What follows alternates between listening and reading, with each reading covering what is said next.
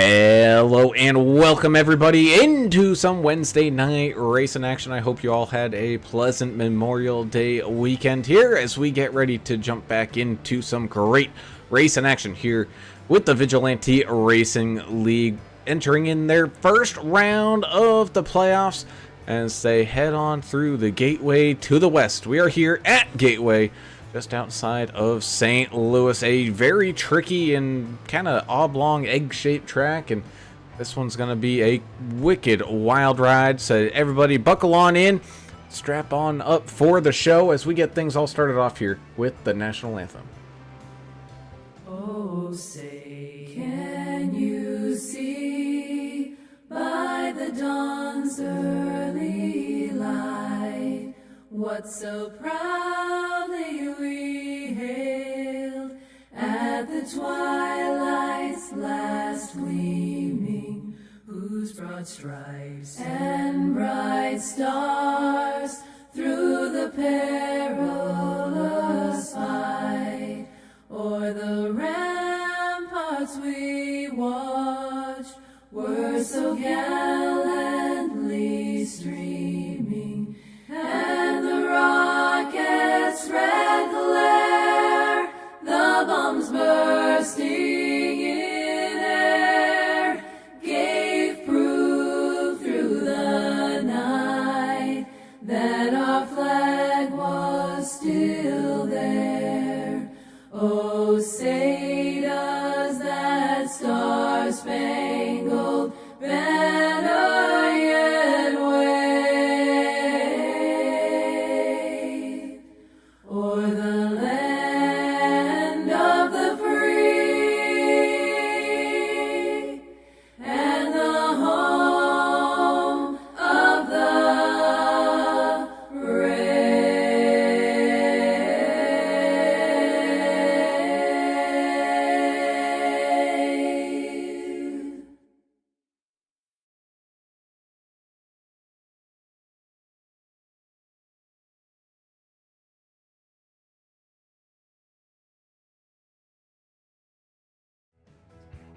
And welcome back. As always, we have to say a huge thank you to the proud supporters of the Vigilante Racing League, such as Blue Fox Properties and Dave Mayberry. Be sure to go and give him a call at 520-850-4189 if you're looking to buy or sell a house in the Tucson, Arizona area or anywhere across the country. Let Dave and his 18 years of experience get you into the house of your dreams. And boys, I tell you, I listen to all the podcasts and all the shows, and they just say the same thing. This market is getting crazier and crazier. So don't do it by yourself and get yourself a good quality realtor today. As always, I am Alan Brown, and I forgot to wear my sunscreen while playing golf this evening. But I am joined by the brewmaster in general, Mr. Alan English, up here in the booth with me once again tonight. And Alan, this is one of those weird tracks that we really don't go here. I think we've been here once before. It's just an odd track. Yeah, maybe once. I don't remember if that was a broadcast I did with you guys or if we raced it or what, but it's been ages since we've been here, and I don't know really what to expect out of these trucks here. I wasn't around to watch the Monday night practice race. Adam, I know you watched some of it and can give us a little bit more insight. But yeah, it's going to be an interesting one here tonight. 120 laps here, so this is just a little over a mile and a quarter track. So you're gonna have to sit tight for a little while. It's gonna be a pretty long race, so not a whole lot of room to move around on the track. There's only really a couple of limited lines you can run here, so traffic is going to be an issue. That indeed it will be. It's down there on pit road, the man with 2 PhDs, one in throwing wrenches, the other one in anger management, Mr. Adam Turner, all up there and ready to rumble as we enter in these first round of playoffs. And Adam, just like Alan said, just kind of let the folks know what you kind of saw here on Monday night. Well, it was a little strange, obviously with Monday was a holiday, and we we'll talk about that, I'm sure, during the broadcast. But it wasn't too much participation. It ended up, I turned the race off, and there was, I think, 2 guys running laps still. Normally, they have a pretty high truck count on the practice race, but I think the holiday threw a wrench in it. The first, I think there's 12 total at the beginning, and it got squirrely. Hopefully these guys put some laps in because they're going to be mad at each other if they didn't. It's the first round of the playoffs, if I'm not mistaken. And we got a list that we'll go down and talk about who's who in the playoffs before this thing is over. But other than that, let's get this thing started, man. St. Louis, it's wild on the east side of St. Louis. I've been over there before. Y'all people are crazy in Illinois. Let's have some fun. 1 fast repair, 65% fuel, 4 sets of tires, 17 incident points. You'll start getting penalties. 6 incident points after that. You'll get more penalties. You don't want any of that. I think we could run into some penalty action here tonight. Track's hot, 100 degrees, slippery, so that could play into some of the stuff here tonight as well. But let's have some fun, man. Yeah, that indeed. As we take a look at tonight's race info as qualifying comes to an end. Beautiful day out here in this. I don't know why they call the Midwest like up north. That's like the up north central. This is really like the Midwest. This right here in the Midwest, in the St. Louis area. But beautiful weather to go racing. Bring us down to tonight's key to the race is, man, just get out of the first round, man. Once when you get out of round number 1, the whole world is opened up to you, and that's we'll run through what drivers that applies to here in just a moment as these drivers head on down there and get on lined up on that starting grid. So let's do our official starting grid rundown here this evening. Getting us started off is the 23 of Sean McDonald, getting the pole position here early. He's going to have the 27 of Timothy Pope on his outside. That's not someone you want to see starting up at the front. Right there behind them, though, is the 53 Jeremiah Burke, one of your playoffs drivers here this evening. He's going to be starting here in 3rd, with the 81 of Jonathan Osborne starting in 4th. 5th will be the 18 of current reigning champion and also in these playoffs, 18 of Andrew Player starting here in 5th, with the 33 of Jess Vaught. He's won the championship here a couple times and he's finding himself back in these playoffs. He's going to start there in 6th. 64 Trevor Robertson getting a pretty good starting spot here tonight, starting up there in 7th. 8th will go to the 329 of America's driver Albert Anderson, with the 92 of Mr. Greg Klein getting things all started off up inside that top 10 in 9th, and the 88 of Mike Adamson rounding out tonight's starting top 10. Yeah, the 14 of Dustin Eaton, Dustin with a Y, will start in 11th. Outside row number 6, Andrew Cawthon in the 10 machine. The 29 truck of Dave the Gambler Mayberry will start in 13th place. Outside row number 7, Jonah Long in the 7. The 28 of George Rincon will start in 15th, and 16th will be John Gallagher in the 123. The 01 machine of Kelly Keel will start in 17th place. Outside row number 8, Michael Taylor in the 98. Danny Baker in the 90 will start 19th, and rounding out your top 20 and completing row number 10 will be the 085 of Greg Dobson. Sponsored, not sponsored driver, 13, Earl Evans. Great paint job tonight, by the way. Earl Evans got out of AAA Broadcast and Paint. Sitting there in 21st.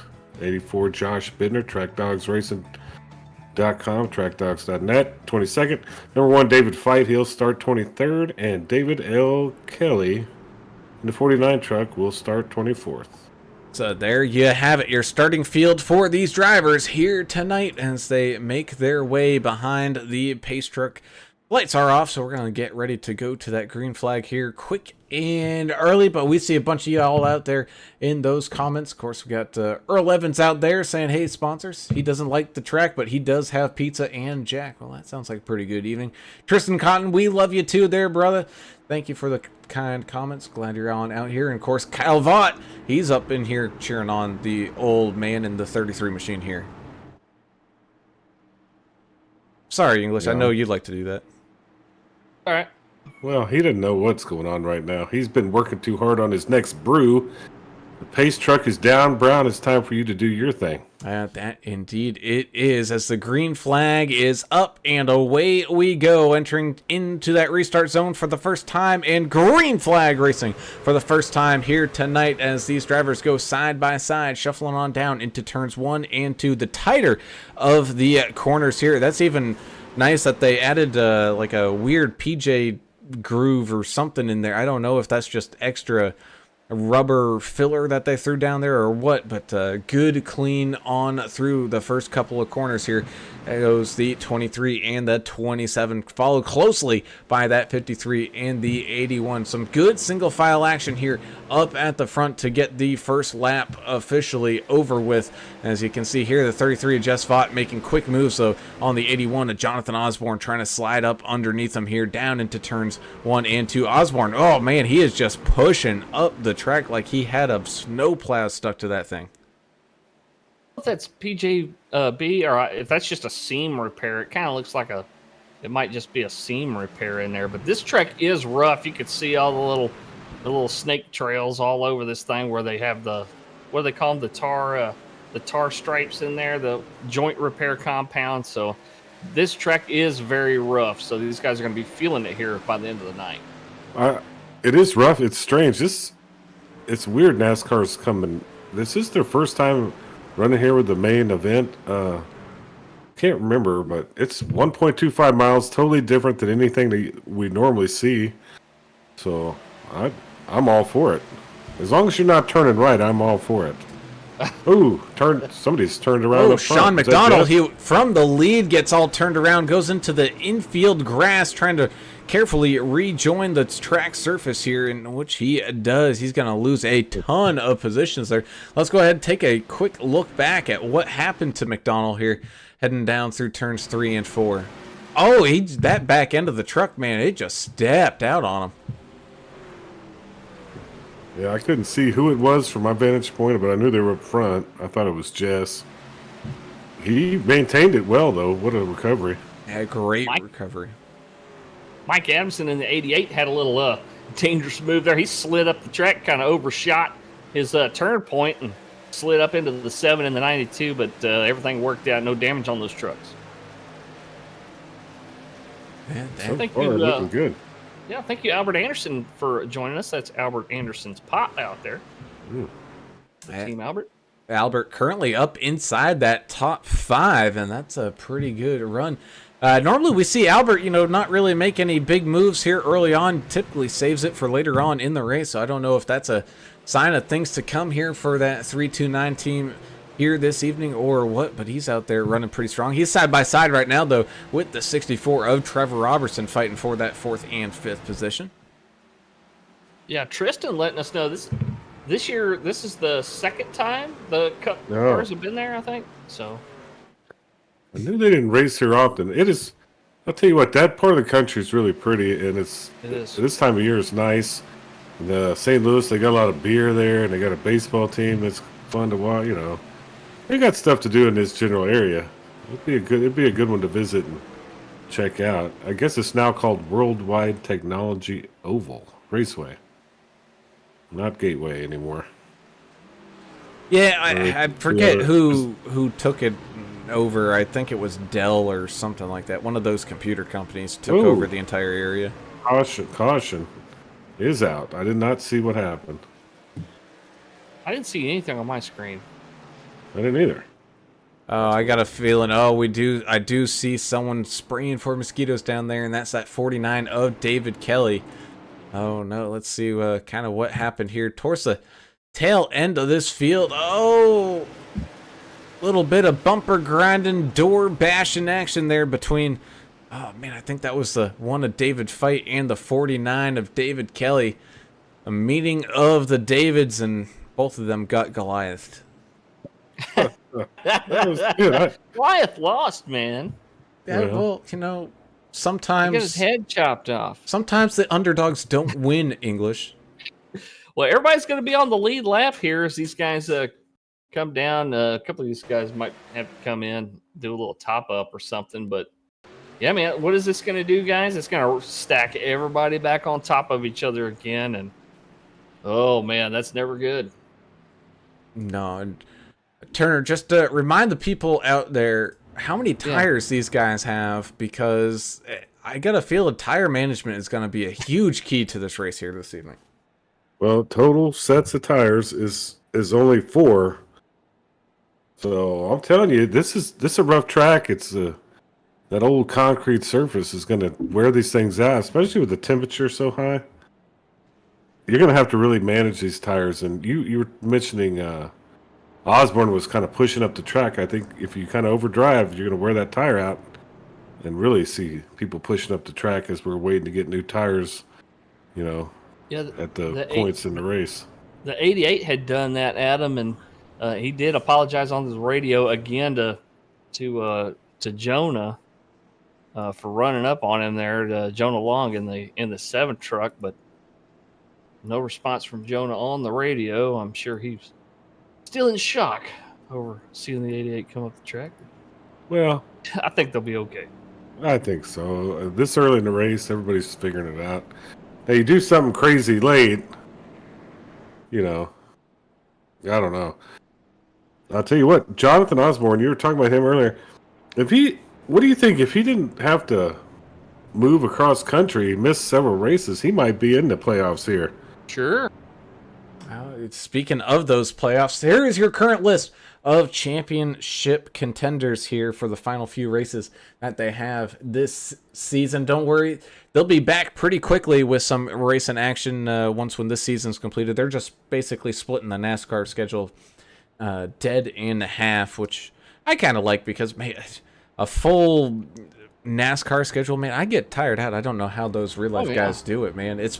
And they go dirt racing in the middle of the week, in the middle of the season too. Like, oh my goodness, you guys are crazy. But Jess Vaught, Mike Adamson making the cut, of course, with some wins. Jeremiah Burke, Trevor Robertson, Andrew Player as well, having some great finishes on out there. Greg Klein picked up his win at that really great road course race that we saw coming from COTA. That was an absolute fun time to watch. Kelly Keel sneaking his way on in. Same thing with John Gallagher. Dustin with a Y, Dustin Eaton, having a pretty good season there for the orangutan race team, trying to put another trophy on their shelf in the team barracks there. George Rincon, Andrew Cawthon, and with a last-minute cancellation, Dave the Mouth, the name, the nickname, the everything, Mayberry, makes it on into these playoffs. That's awesome. Glad to see Dave made it in there. Taylor Provak's joining us. Say, let's go Vigilante Force. Give him a hell, number 33, pulling for Vaught out there. And that patriotic paint job he's got running. Love it. Yeah, it's one of those things, I think, sorry to jump all over you there, Turner, but, they realized, last week it was a little too early to run some Memorial Day kind of scheme stuff, so they're doing it here tonight, and there's a good amount of drivers out there with some paint schemes reflecting that. Love the 329, that Coors flag and Coors Banquet can combination paint job. That's pretty sweet as well. Yeah, Colorado Kool-Aid in America. Look good there, Albert Anderson. I love it. America's driver. I lost my connection again. I'll be back, hopefully. All right. Greg Klein in that Navy machine. Of course, he served many years in the United States Navy. Yep. Sonar tech, I think he was. He did. So that's a man who's not scared of riding in a cruise ship through a hurricane, because he's done it on an even smaller ship. Yeah. But the pace truck does dive on down onto pit road, and here we go once again. Green flag racing with the 27, getting a pretty good jump on that start, but the 53 coming with a full head of steam down low, trying to make his way on past Timothy Pope, and that's exactly what Jeremiah Burke does. The 33 trying to slip in between Pope and Robertson not quite able to do so, though. Still going to be a couple wide racing here. He's going to shuffle up against the wall and kind of tuck back into line. The 64, ooh, I think he might have missed his corner entry there. He left the door wide open for the 33 to squeeze on by. Same thing with the 329. He's going to try to do the same thing coming down the front straightaway here. Just maybe running out a little bit of time.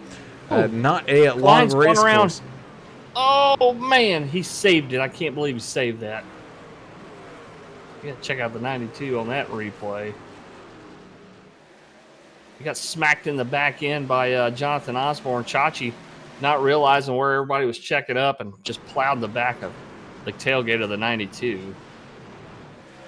With a really good save there. And thankfully, all collateral damage was avoided. And everybody kind of being up on their tippy toes here tonight there, Mr. English. I think they understand that, man, this is a long race.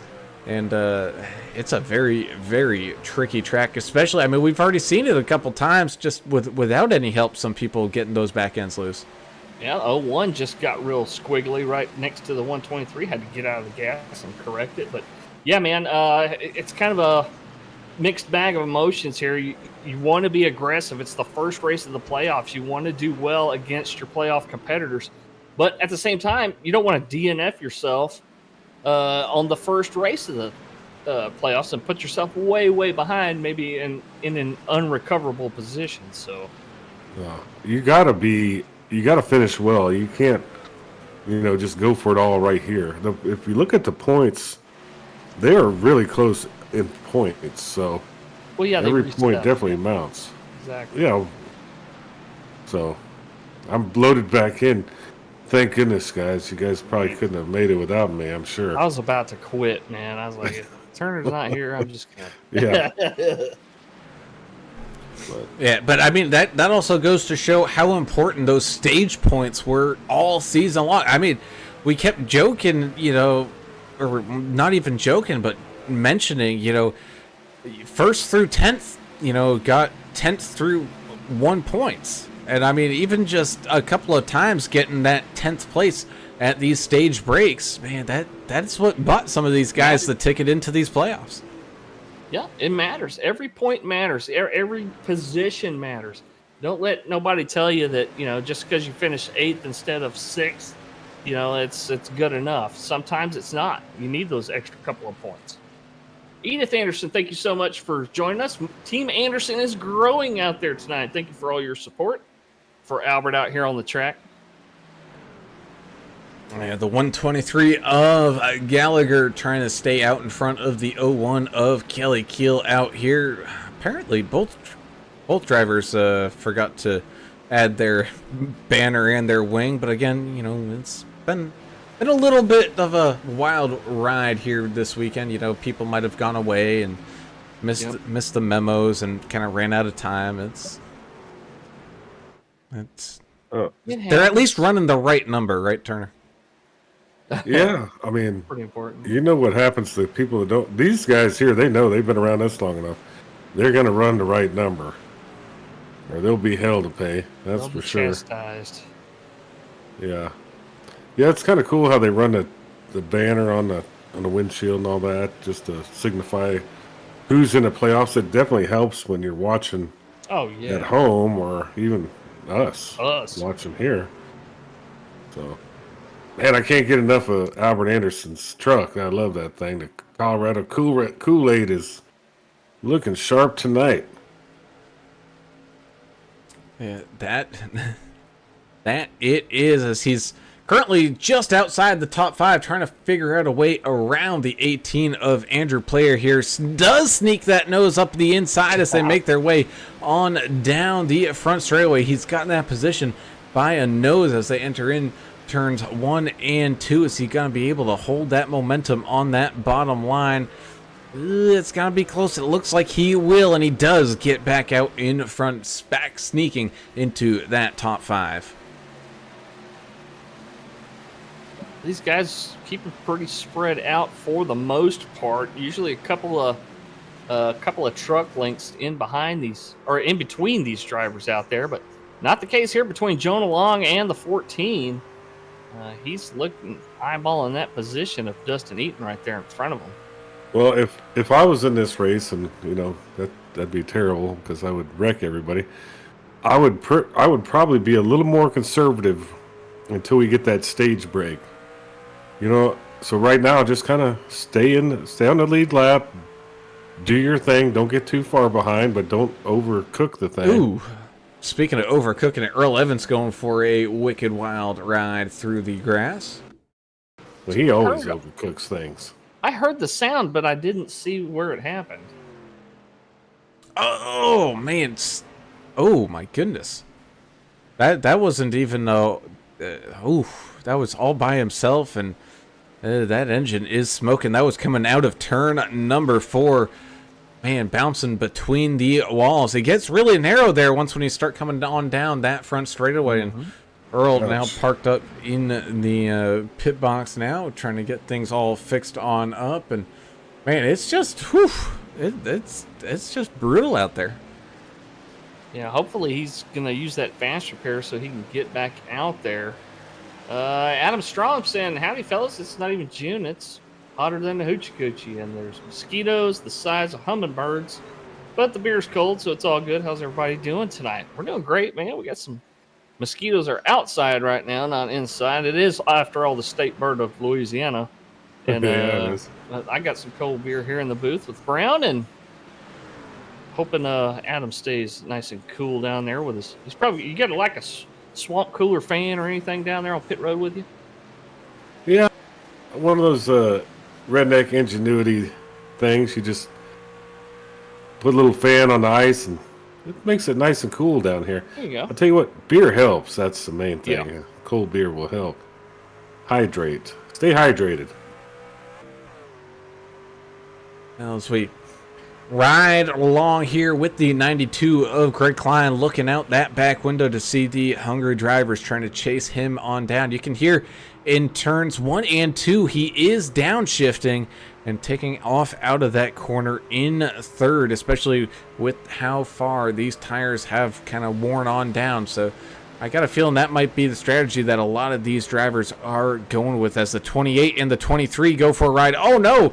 A little bit of 81 of Osborne having a interesting issue there. I wonder if that was a little controller mess up, because it didn't look like typical Osborne steering. Looks like it started to get away from him and he caught it, but it was a little late when he caught it and it was a little too high up the track. Yeah, a little input issue maybe, but he recovered. Speaking of input issues, what happened with that Elliott kid? He just went ahead and hooked Denny Hamlin last weekend. Did he? Yeah, that's going to be a good fight. I like that. Somebody needs to knock the number 11, around the track a little bit every once in a while. Oh, teach him a lesson. Knock him around the trailer parking area over there. That's hopefully next. Probably by the end of the season they'll go to fisticuffs. I'm hoping. These gentlemen here would never go to fisticuffs. No. Oh, I wish they would, but they won't. Well, they're remotely located from each other. Well, you do remember we have had people threaten to cross state lines over a fight in iRacing before, so it can be done. Oh, it most definitely it can be, and some of y'all probably wondering why we haven't really focused on up at the front too much ever since the last restart. Well, not a whole lot has changed, but I got a feeling that is about to change here as Timothy Pope way out in front by a little over 2 seconds. Jeremiah Burke, though, and Jess Fott having a great battle here between second and third. A little bit of connection issues there for Burke, but he's able to come back around. And then about 2 seconds behind them, you got Trevor Robertson. It looks like he's been to Darlington a time or two in that truck.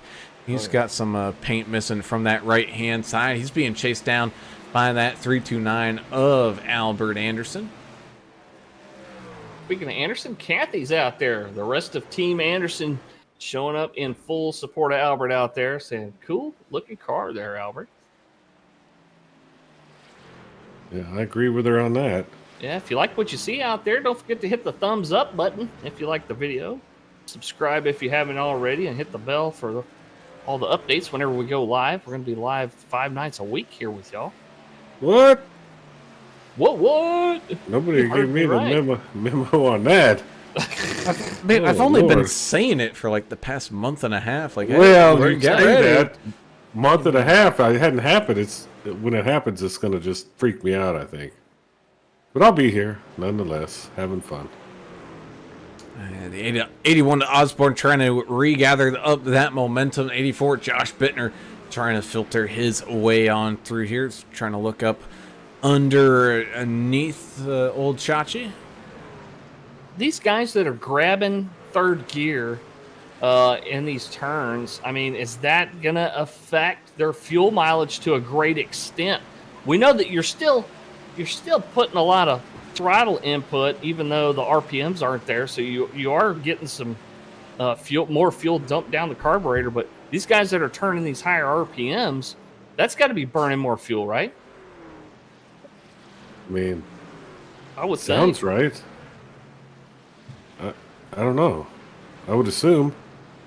You're asking a lot of questions tonight, English. Oh, I'm sorry. But I think that's a good question. Brown would know. He's more of a racer than we are.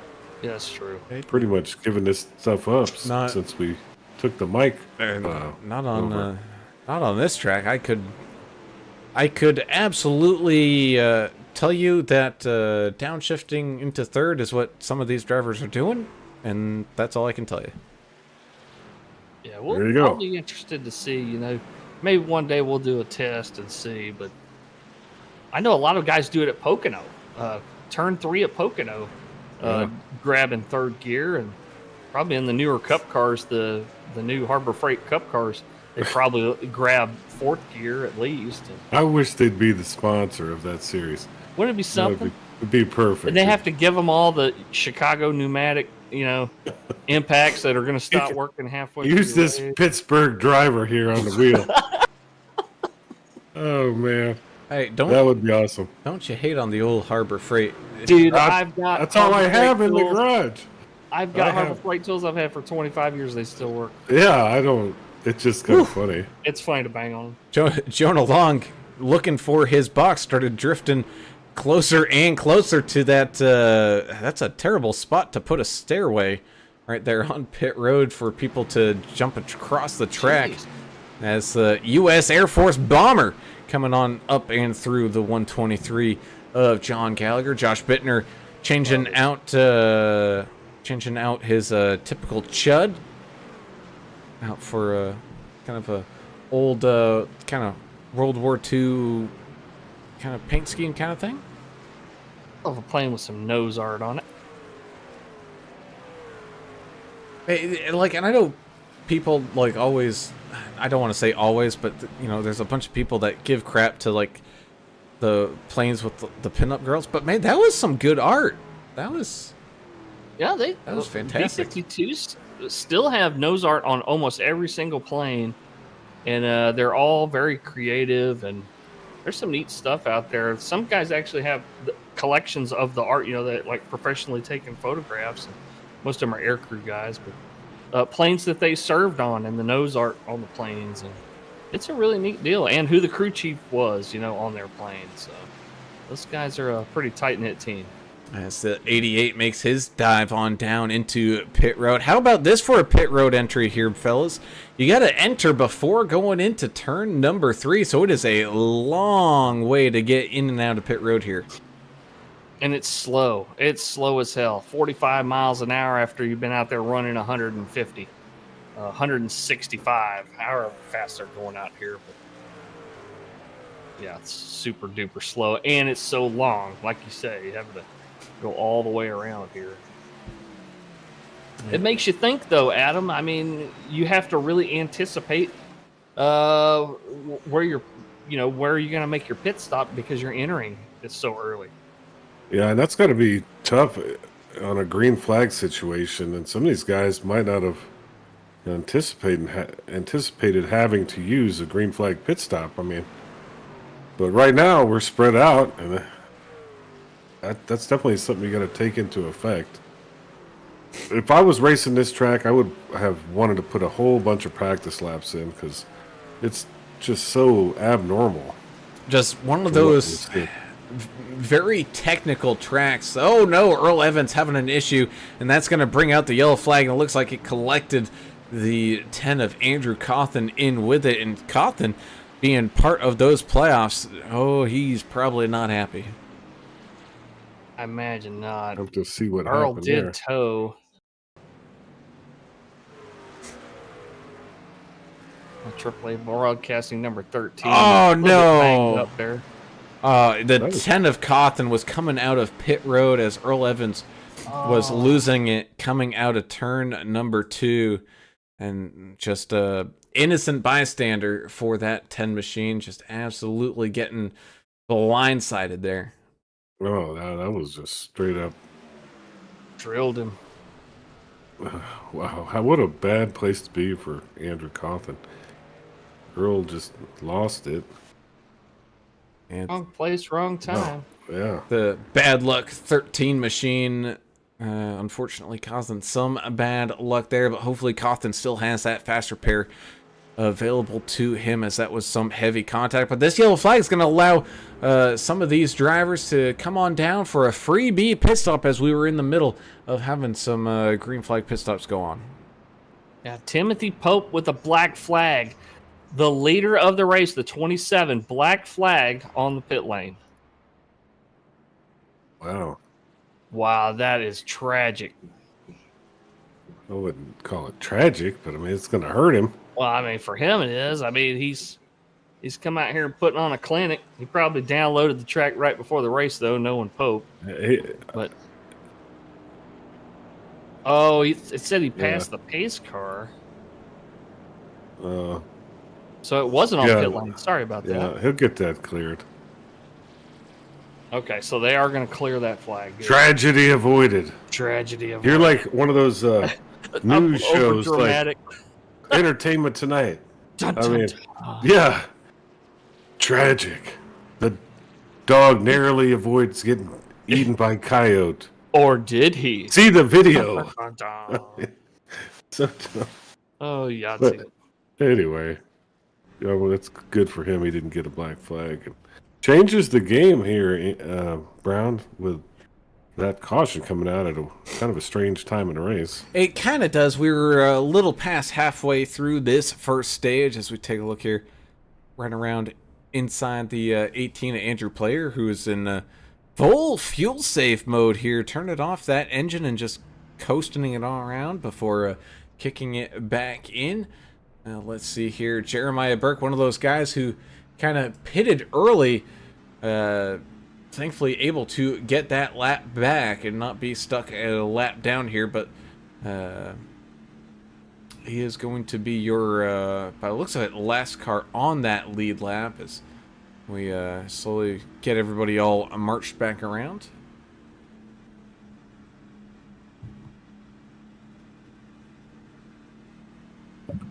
I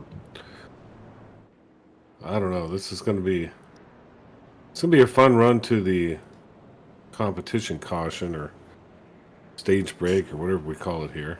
Yeah, gonna be just shy of 20 laps here left on this run, and when we do get that green flag, how about this? Mike Taylor staying on out, last pitted lap number 8, up 17 spots right now. He's gonna be your number 1 driver here with the 27 starting to the outside. The 33 of Just Vought, he's probably looking at this and being like, man, I do not want to be stuck right behind that 98 here for too long on this restart. Well, great news for a couple of these guys. They did get a wave around, so looks like I think Cawthon and Dobson. Did I see that right? Running around the track trying to catch the back of the field. Well, that'll Look definitely again help. once they cross here. Yeah, Rutabaga. Scoring pylon here.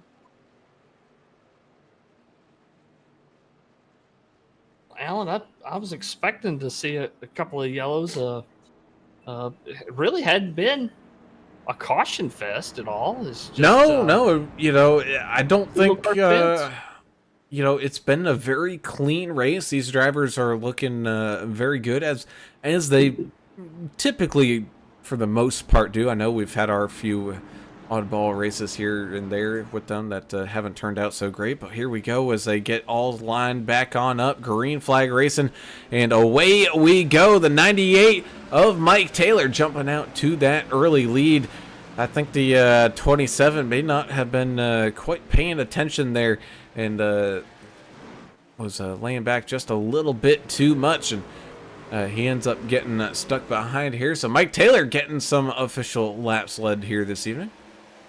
Yeah, that wasn't Cawthon and Dobson I saw. That was, it was somebody else that got waved around there. Anyway.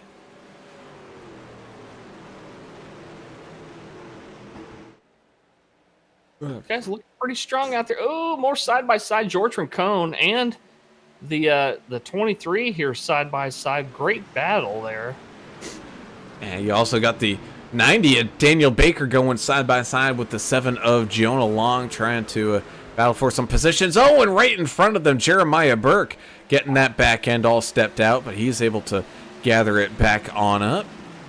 And don't forget the 23 had gotten spun early in the race, or spun himself early in the race, however you want to look at it there. He's worked his way back up. He's back up to 8th, so the Canadian doing very well.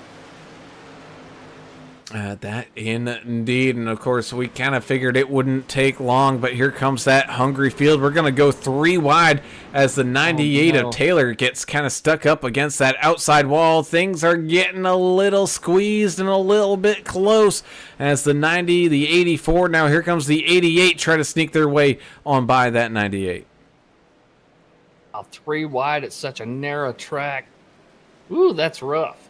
That it is, and I think this is a good job from Mike Taylor to recognize, like, I probably shouldn't have done the old stay it out and just kind of suffer through it thing. But then again, you know, he's gonna survive, I think, this big shuffle. I don't think he'll go a lap down by the time this thing hits the stage break. And next thing you know, he's got an extra set of tires in his belt. Exactly right. That's I don't fault him a bit for doing that. He's staying up high by the wall. Letting everybody by. He's being courteous, so it's not like he's causing a log jam out there. Now, as that 7 and the 28 go back to battle, same thing with the 01 and the 90, getting ready to go side-by-side racing here. We got some good side-by-side between the 90 and the 88 as of right now, but other than that, things moving pretty free and clear here thus far. The 085 of Mr. Greg Dobson, one of the other friendly Canadians up here that's racing under that new banner of Platinum Motorsports, just out here putting the... Big wreck. Putting the... Oh, my goodness. Adamson involved. 28, George Rincon still flipping. Oh, my goodness. Oh, man, that was a big one. Danny Baker involved in that as well. Front end of his truck bashed in. And Adamson was the first truck I saw in the corner of my eye.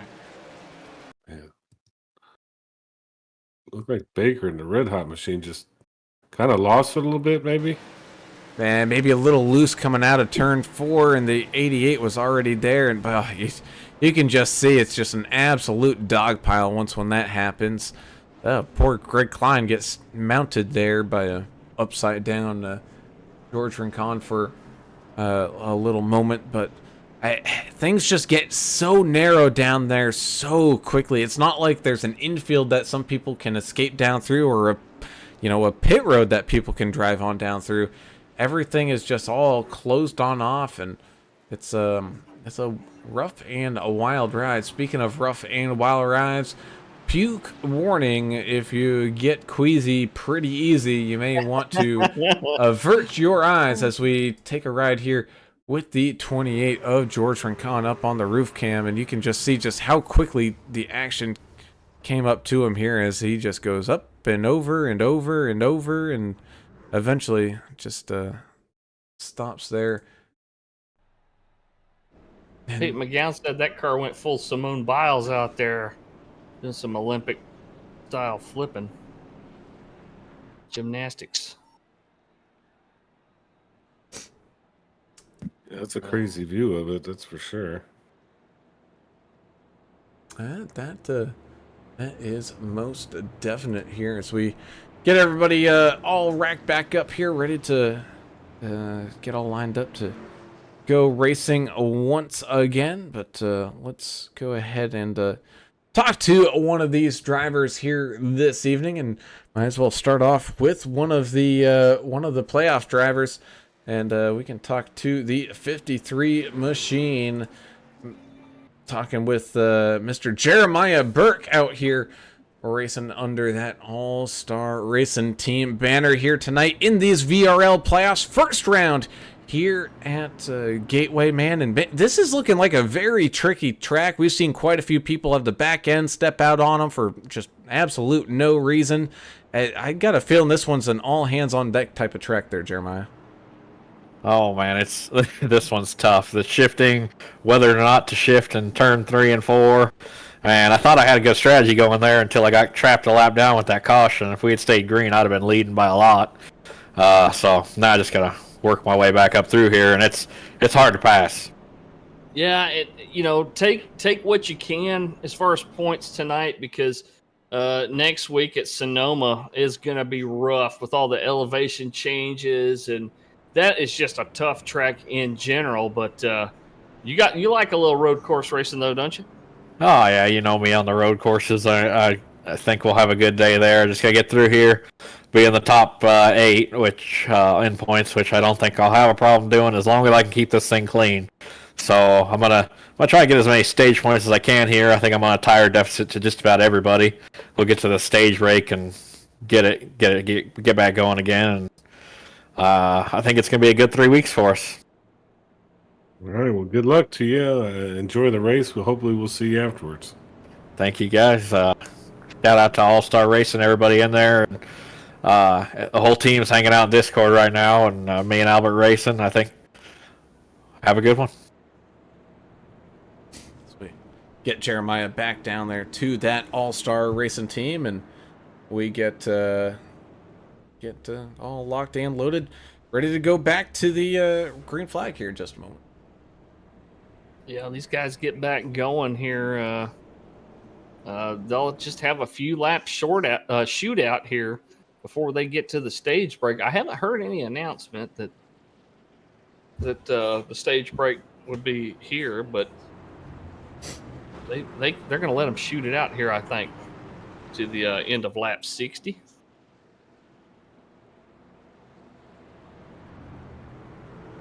Yeah, I haven't heard anything different to tell us different. Yep. So Yep. let's see if we can get a nice run to the next caution flag here. That indeed. And just to update people, the entire Indiana Jones collection is available over on Disney Plus. Really? Well, because they got that steal somebody's password. they got that the new one coming out here in a couple weeks. Yeah, was that at the theater, or is it That one will be at the theater, yeah. Oh, okay. I'll wait till it streams.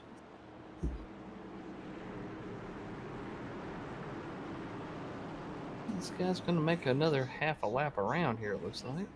As the pace truck does dive on down, and here we go. The 27 in the 33 getting things all started on off up here at the front. The 27 was holding the lead, elected to go on the outside lane. I wonder if that's where he feels more comfortable as they trade a little bit of paint. There's going to be some pink on that 33 and some red, white, and blue on that 27 by the end of this one, as that 27 jumps out to a quick and early lead. Whoa, no, what happened to Vought? He's losing quite a few positions here, as it's like a pack of hungry piranhas just keep passing him. Yeah, the aggression's getting a little increased here. We got a pack of cars right here around 7, 8, 9th position. 2 by 2 still, really up close on each other's bumpers. They're not giving an inch. No, they are not, as the 7 of Jonah Long and the 01 of Kelly Keel almost trade a little paint out there, as well as Jeremiah Burke and Dustin Eaton have been going at it for quite a while. Well, the 33's got to his kind of, I don't want to say sea legs, but we'll call them the St. Louis rib legs back underneath him here. And he gets right back up into that top 3. I guess there's such thing as Mississippi River legs. I had a couple of uncles that worked tugboats and stuff. Pretty rough out there when it's windy. See, I couldn't remember if it was the Mississippi that ran through there, so I didn't want to say it and sound like a fool. You'll never. No, it does run through there. It's right. It's not as Mississippi. big up there. It's pretty dang big up there.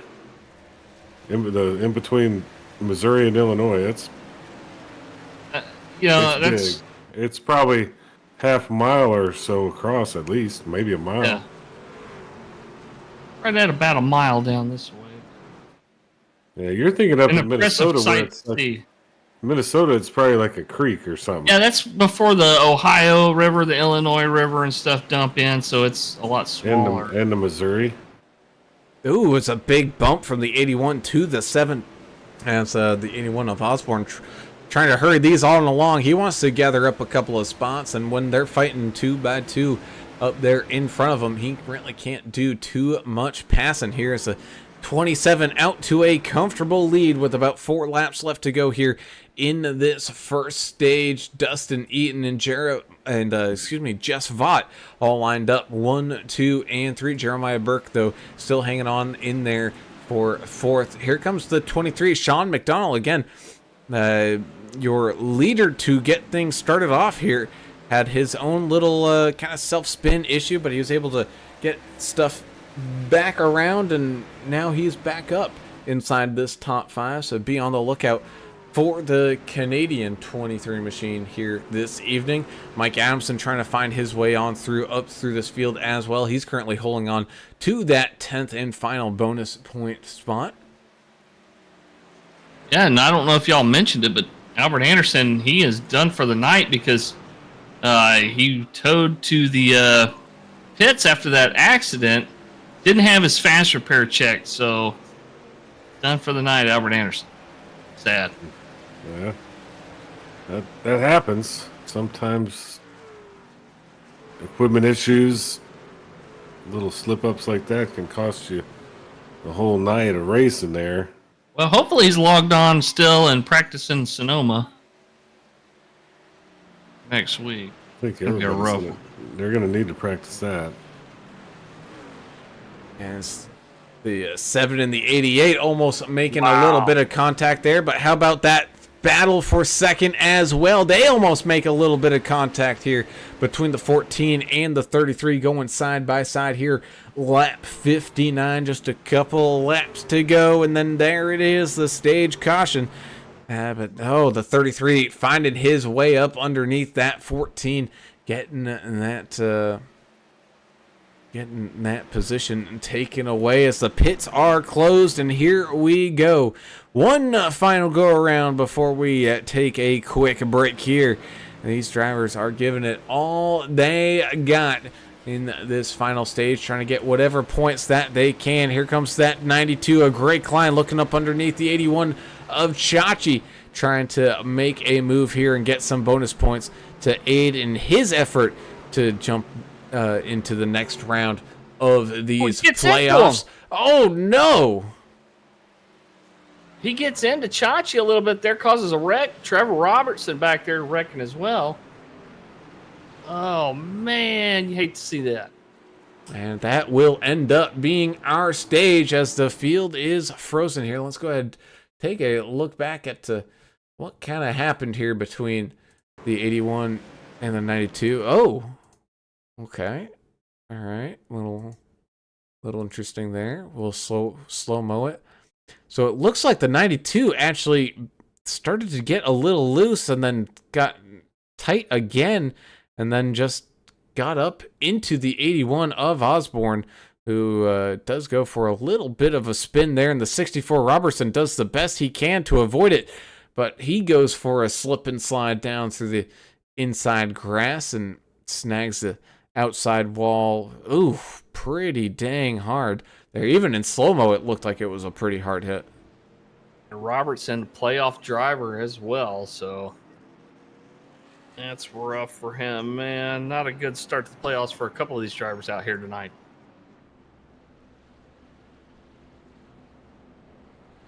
Greg out there climbing people, and I'm just kidding. The Kleinening. The climbing. The Kleinening. Oh my goodness, too many syllables in that. Well, it's the Shining just sounds like perfect, but the Declining. but the Kleining it needs like an You extra start- syllable. Yeah. Even though it's the same amount of syllables, it's just the Yeah, length that's- of the syllable is just off. All right. But nonetheless, mostly everybody coming on down and into pit lane to make their pit stops here just after the halfway point. Mike Taylor electing to stay on out here once again. At least this time he pitted on lap 48 and not just lap number 8. So he's at least not completely dead in the water out there.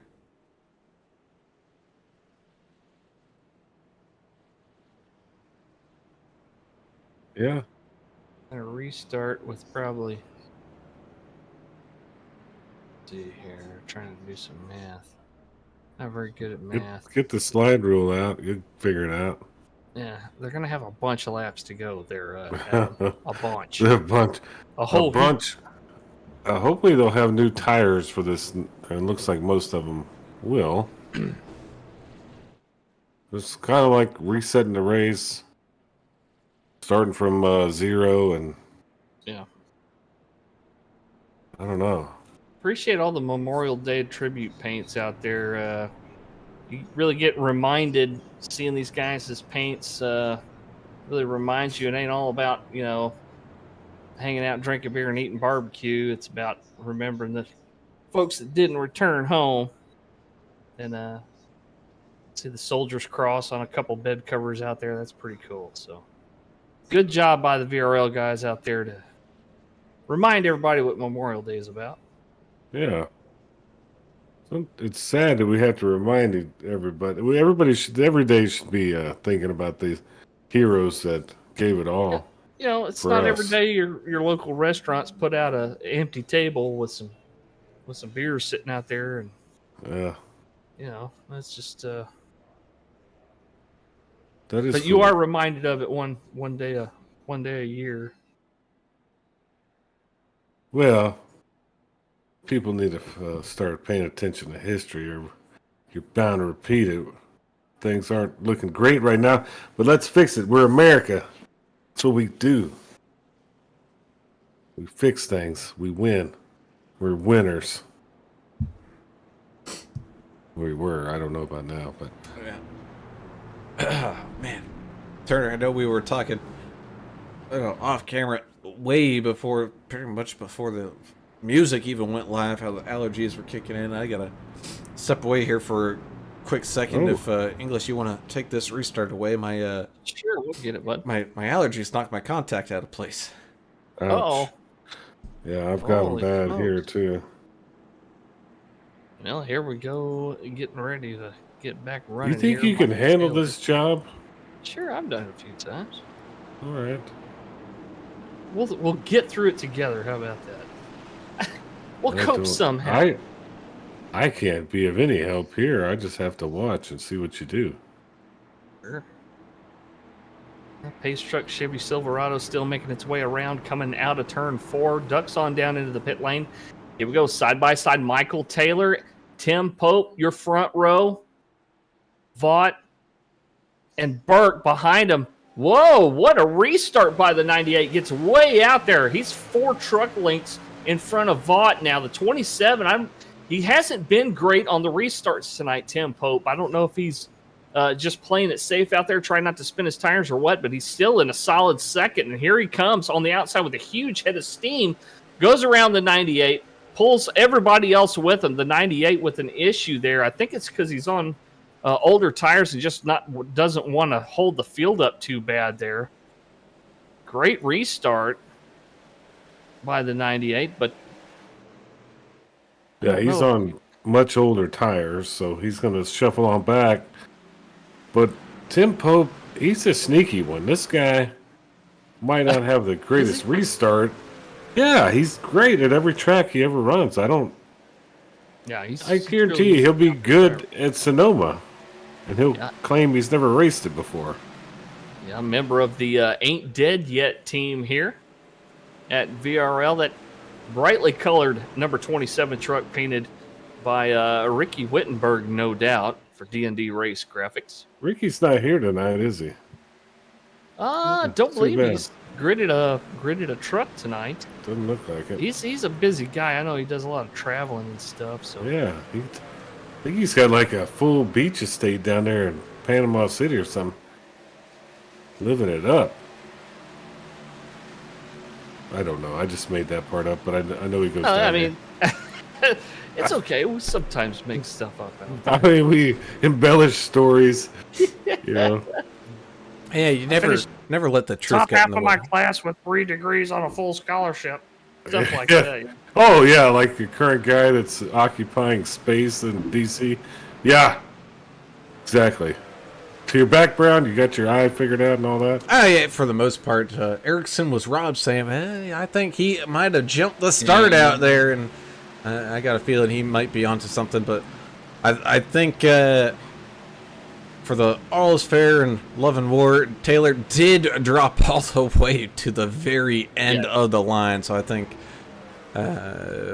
if there was going to be a penalty coming from that, I think he's officially really, for the most part, already served it here as the 27 jumps on back out there to that lead. Jeremiah Burke. Oh no! We got Jess Vaught going for a ride down into the inside grass. He's back up on the track, though, here. See if he can get back up to speed quickly. Let's kind of see what happened here. Oh, it looked like he was already losing it. I don't know if he might have had a little bit of help going around. Let's take a look.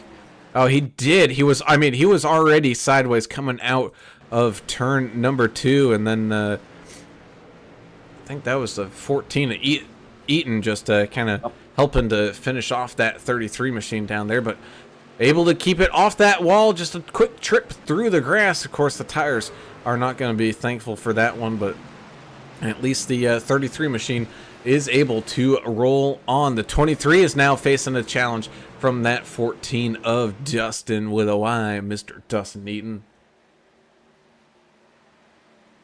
Here comes Mike Adamson making another attempt on the 01 of Kelly Keel. I don't think he's going to get it this set of turns. He may. He's got his bumper in there. Cannot complete it. Meanwhile, the 23 going side by side with another truck, a couple of trucks ahead of Keel. And some great racing all the way around us. There goes the 88 up underneath Kelly, and right behind him, you got that 92, Craig Klein. He's taking no prisoners here tonight. Already Kleining somebody and Oh, making some mark. But again, that was, that was for a battle for a top 10 position for some bonus points. So these drivers, they're going to scratch and claw whatever points that they can get and sneak their way on through these playoffs. The 14 and the 23 still battling it out side by side as the 88 of Adamson knocks on that back door. Osborne and Long having a pretty good battle. You can see there the 29 of Mayberry just kind of sitting and watch it go on. I noticed something from Kelly when Adamson went around him. He had the opportunity to put a little crossover move on him and could have made something happen there, but Kelly just chose to stick behind him and stay high. I think he's in tire conservation mode here, making sure he's got some good ones to finish this race.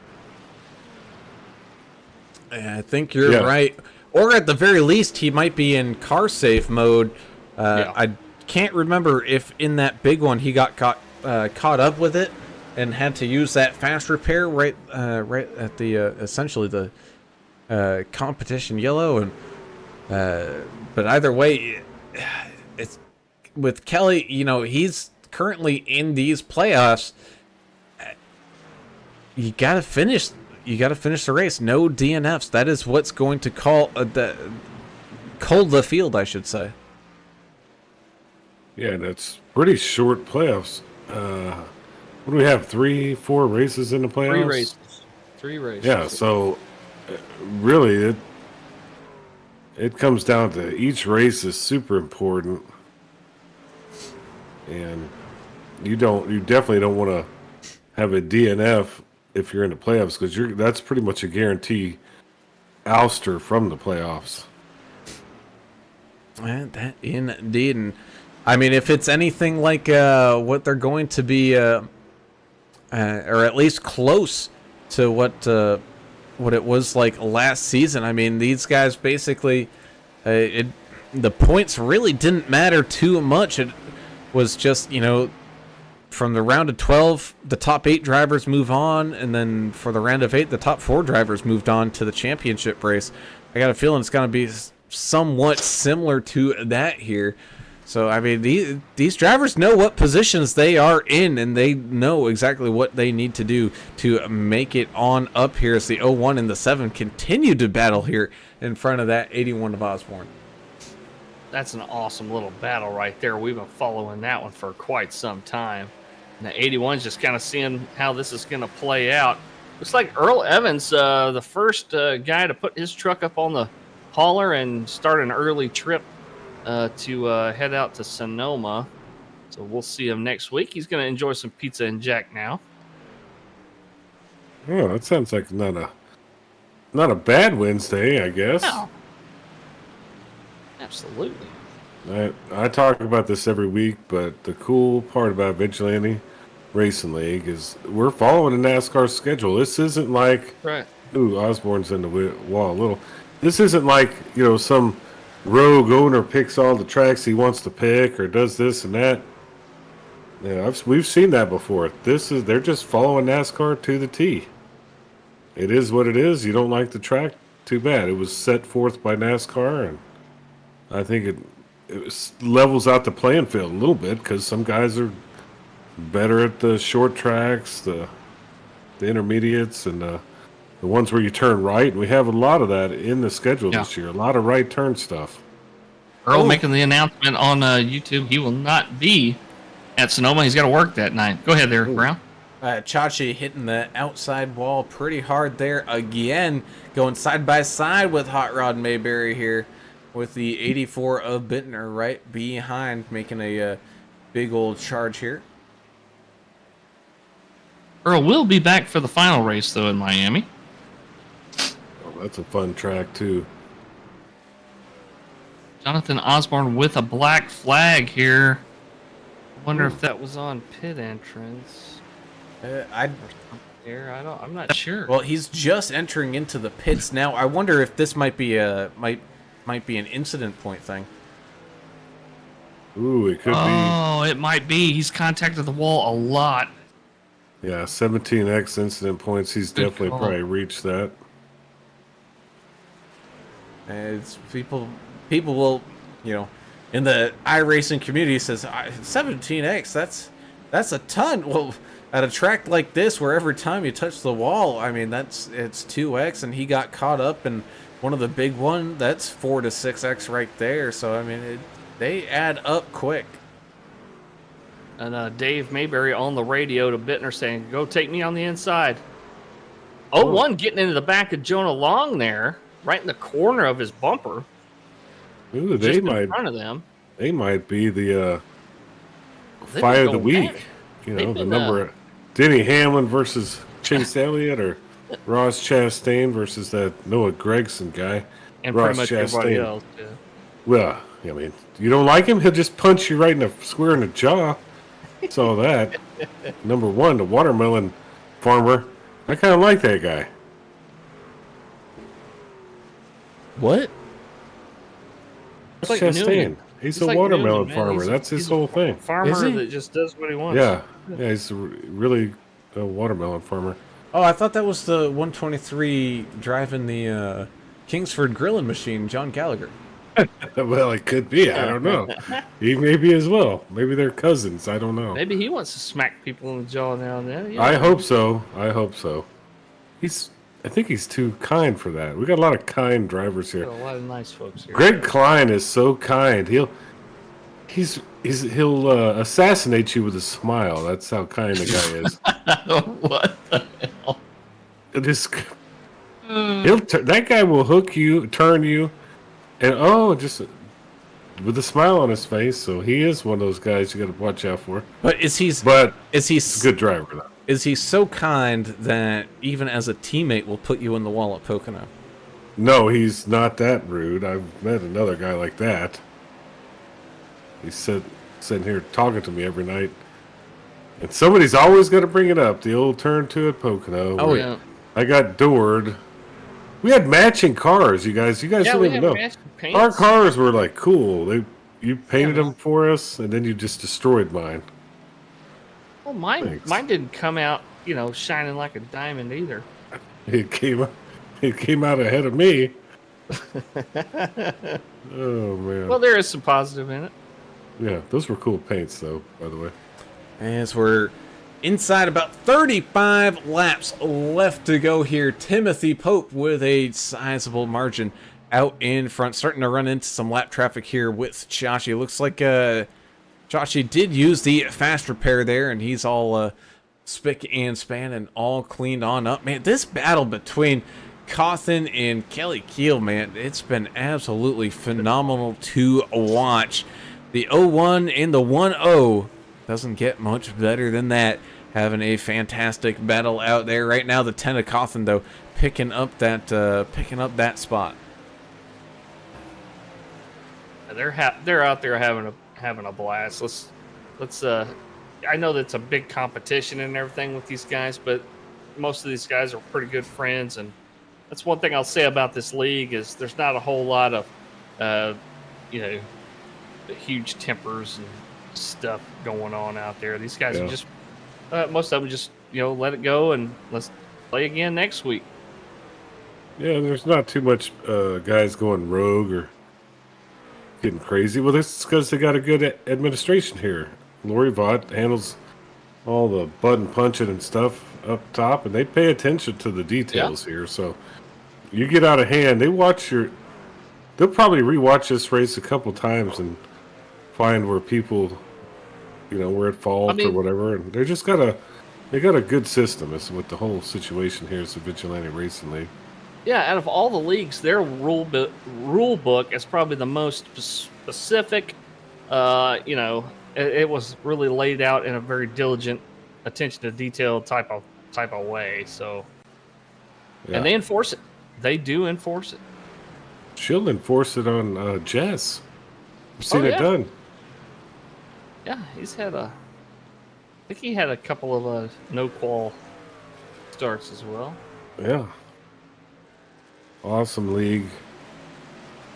Oh, somebody's coming down. We got some more That's pit Andrew stops Player, coming up. I think. Yeah, pit stops are... Well, I can't tell just yet. Yep, you are right. That's such a crazy way to get into the pits right there. We talked about it, but... You got to be careful, too. That apron is very flat. And if you take it too quick there before you get to the commitment cone, trying to improve your position there, especially on old tires or even new tires that are cold, that track is hot. That's not going to work out for you. That indeed. Kind of speaking of the Vaught's, of course, somewhat completing their move. It's about 85%. They're just waiting on the rest of their stuff. We joke about Jess and his commitment here to this league and to racing because, he goes out. Oh, and he spins his teammate Mayberry, bringing out the yellow flag. Oh, Lord. Oh, wow. I didn't have any part of that. Well, that wasn't on the broadcasters. No way. Nope. What happened there, Brown? That's a great question. I was just going to go make a point there. I think it was just a speed differential in the mid corner there that kind of got those two drivers all mixed on up, and just the lightest of taps there to the 29 of Mayberry spins him on around, and unfortunately for Mayberry, he goes for a pretty rough ride up into that outside wall. But back to what I was saying about Vaught, though, was, while away at training, realized racing on the controller isn't going to work I'm gonna go buy a spare steering wheel. So he went and got a spare steering wheel. Unfortunately, he didn't. I don't believe the master of the card gave him permission to buy a spare racing rig. So tonight, Jess Vaught is racing on the good old fancy church picnic seat here tonight. Oh yeah, he's on a metal folding chair, the kind the wrestlers smack each other with. I think. Is he got a yellow pages somewhere to put the put the pedals under? Hey, that happens. You know, he's adapting. He's doing pretty good for having that kind of equipment issues. Because anybody that's been iRacing for a long time, it's all about your seat. You know, your rig, how you feel, where the wheel sets, and to change that up, week to week is definitely tough on these drivers. There's no cup holder on that chair or anything. I know. Yeah, that's crazy.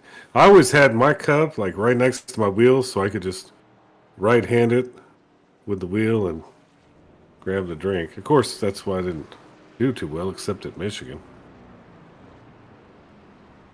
No, but Kind of mixed racing. You're no longer the champion at Michigan. I know you are. You outdid me finally.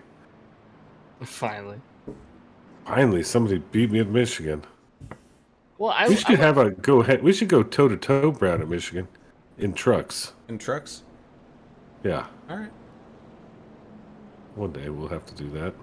I was looking at that replay again. I think Jess just got there before Mayberry knew he was there. Yeah, it was I think he miscommunication. beat the spotter. He pulled And, an English against his teammate. Well, no, I Yeah. just overdrove a corner. I'm not sure that that's what happened there. Well, no. I don't think Mayberry knew. Mayberry- he was there. Right. There was poor communication probably somewhere. If they're teammates, they should be talking a little bit. But hey, it's a long race, right? Kind of monotonous at times. Oh, it It's- absolutely is. But I mean, speaking of, we're inside of 30 laps to go, about 27. By the time we go to the green flag, we'll have 25 laps left remaining here in this race from Gateway. I don't know why I wanted to say Auto Club, because it sure as heck is not Auto Club. No, it's definitely not. It's a great race we're having indeed. But man, I'll tell you what, that arch is pretty dang fancy. And if you're a lover of arches, I suggest maybe buying a property near that St. Louis area so you can go and see it every single day, whether you're going to work or just feeling in the mood to, not stare at a McDonald's arch and get an actual arch in there. So be sure to give Dave Mayberry a call at 520-850-4189 and Blue Fox Properties to have him help you buy or sell your house, whether it's in that Tucson, Arizona area, maybe in the St. Louis area. Heck, probably has some properties right across the street from that St. Louis arch. So be sure to check out old Dave Mayberry there and give him a call, because this housing market is just absolutely insane.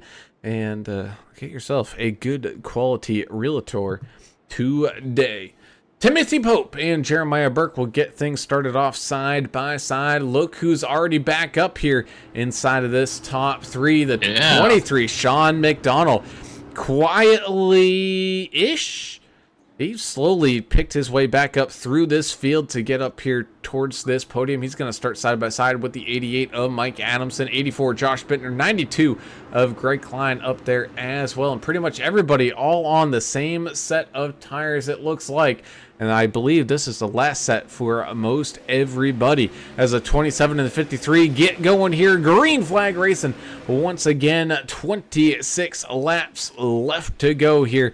As that 27 making the run there on that middle to outside lane. Getting a good run off of the corner. Man, that 27 machine really loves that line for these restarts. I wonder if it's because he can put a little bit more power down more consistently here, as the 23 looking down low as the 88 makes a move out to the outside. Same thing, here comes the 84 looking like trying to make some moves here and get around that 23.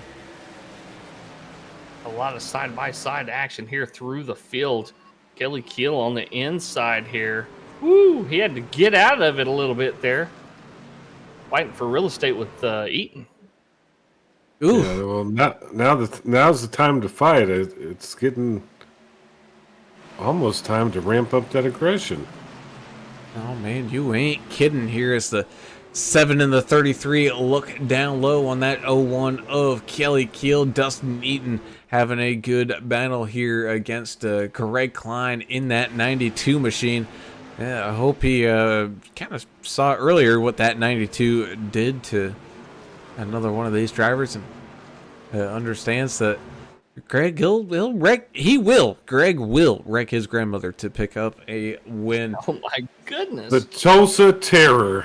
The Tulsa Terror. I think we decided that a couple of weeks ago. Yeah, he would. Definitely he would.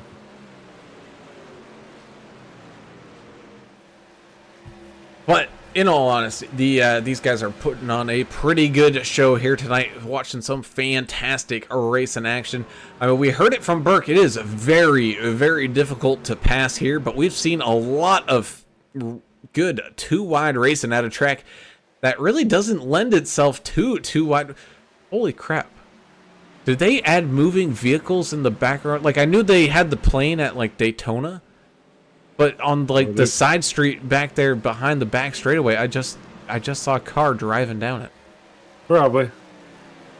I mean, next thing you know, they're going to have like shootouts on the side of the, the other side of the track. If they got time to do all that, they could start fixing some of the netcode issues with these trucks. Just We a hadn't thought. seen too much of that today, luckily. Nope, not here. Nope. Now you got me looking for it, Brown. I don't know if they're moving or the trucks are moving super fast.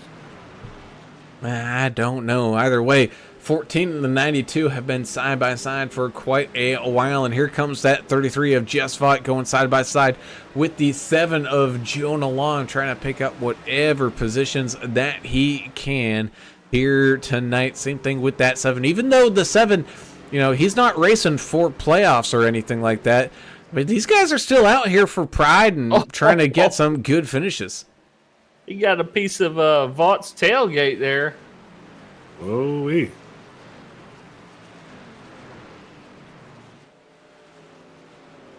Klein and Eaton side by side again here. Eating them tires up.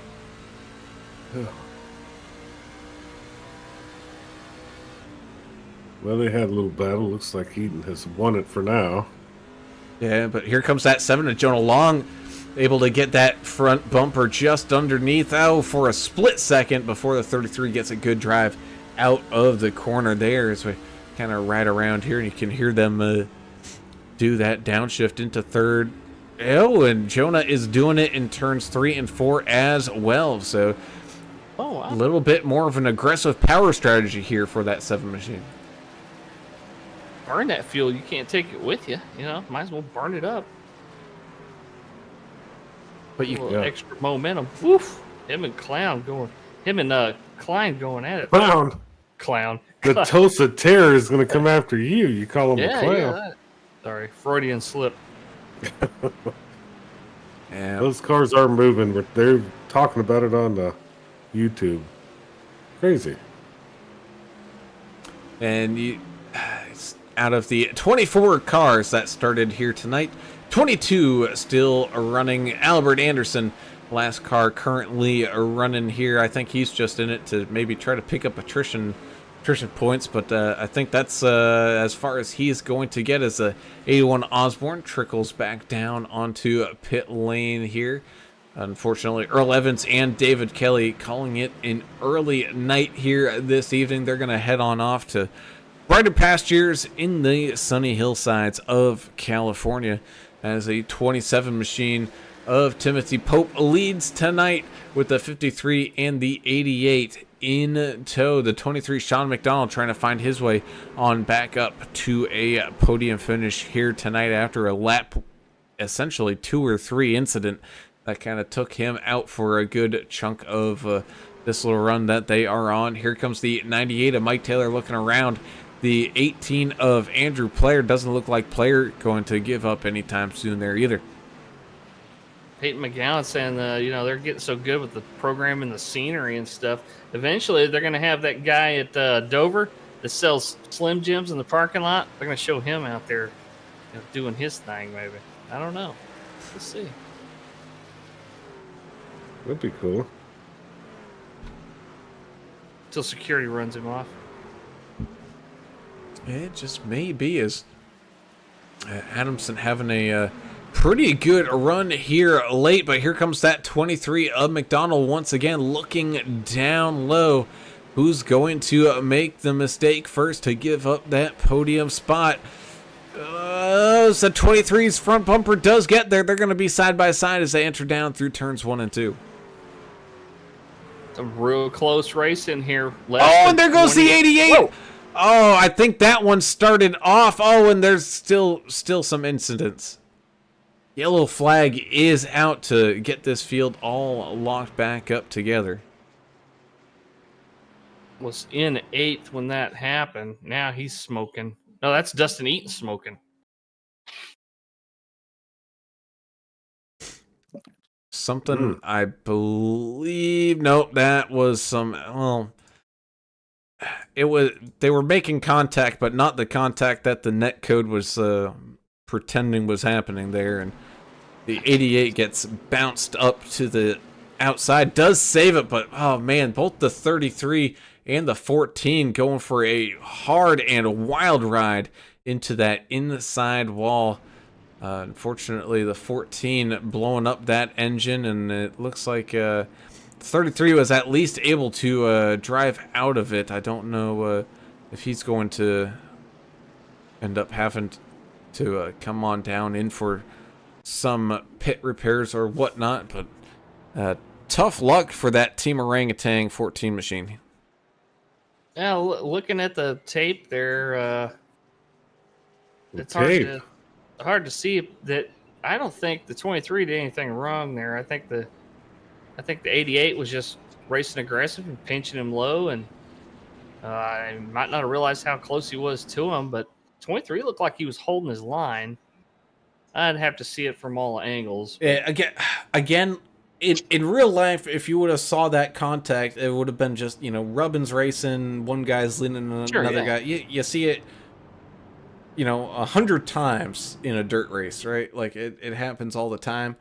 But unfortunately, the netcode box, I think, apparently wanted a section of the 23's car to stick out just a little bit more and snag that outside quarter, or excuse me, the inside rear quarter panel there of the 88, which sent him on around. Yeah, that was some real good film there of the incident. Yeah, I mean, there are some great cameras here. Film at 11. People probably don't remember that, but we've come a long way. Is it when you film at 11? Is it better because most cameras only go up to 10? No. And then it goes in the can. So, yeah, it goes in the can. That's what they used to say on the news. There'll be film at 11. That's when they shot stuff on film. On location, yeah. Yeah, but that just shows my age, actually. We've come a long way. This is pretty awesome. I would have never thought when I was a kid that you could actually affordably purchase a setup to, simulate a NASCAR race. So it's really cool. And I know these guys like it. It's a cheap way to race. What's even better, we have real race car drivers that do this all the time. We actually have some in this league too. So yep, it's good to hone your skills. It's very realistic. I mean, the setup can cost you a couple $100 to thousands, But then you don't have to worry about your $30,000 motor and no, you don't have to work on that all week. You don't have to work on that. So this is a really good way to get some laps in. Yeah, that indeed. As we are going to get ready to go back to excuse me, green flag racing here with about 10 laps to go, and I'm looking through this field here after the completion of this caution, and boys, there's really only one person that there might be a couple that pitted back here. One of which is Josh Bittner, and he did have an extra set of tires to use. Problem is, Bittner is all the way back in 13th. That is a ton of field to work through. Now, again, this track isn't all that long, but these laps do take a little bit. Is that enough time for that 84 to slice and dice his way on up through this field with those new tires? On brand new tires, absolutely. I think he can get in the top 5, no doubt. But we'll see. Yeah, it's gonna be fun to watch him. You're gonna have to keep an eye on him. He's got enough time, I think. Yeah, Dustin Eden also has pretty fresh tires. So does Jess Watt. Those guys may make a big run here, so we may see him try to overtake. Oh, I know it is, but you got to bully your way through sometimes. And sometimes you do, and sometimes it's just the will of the racing gods, as here we go with the 27 in the 53, getting things all fired on back on up. The 10 is going to start off on the outside there alongside the 23 of Sean McDonald as we go back to green flag racing here. 27 out to that early lead, getting a great restart there on that one. The 53 has absolutely no answer for him right off the get-go as the 01 of Kelly Keel going side by side here with the 7 of Jonah Long. The 92 of Greg Klein looking up underneath that 88 of Mike Adamson. Now here comes that 7 of Long. Bittner inching his way ever so closer up to the front, making it 3 wide down there on that bottom lane. Kind of put that one machine up in the middle. The 14 kind of gets stuck up through there as well. Man, look at him slice and dice, just try to find every single opening that he can. Yeah, it's getting kind of crowded up here. He's going to have to take some of these guys 3 wide if he's going to make it. And here he goes again. Crazy Mom 305, thank you for being here, for pulling in for Jonah Long out there. He's having a great race. And here comes that 14 of Eaton as well, trying to send it around there in the middle. The 84 and the 88 going side by side, but the 84 with those tires can just dump the power into those rear tires and get on off that corner and filter his way on through. Here comes that 33 of Vaught as well, trying to shuffle his way on up, trying to make up some last lap or last ditch positions here as well. So if you're Bittner, you want this thing to stay green, right? Give yourself every opportunity. Well, I don't think he wants to see everybody stacked back up. He wants to run these leaders down. At this point, Timothy Pope has kind of opened up a little bit of a league. I think maybe a wreck on the front stretch. Oh.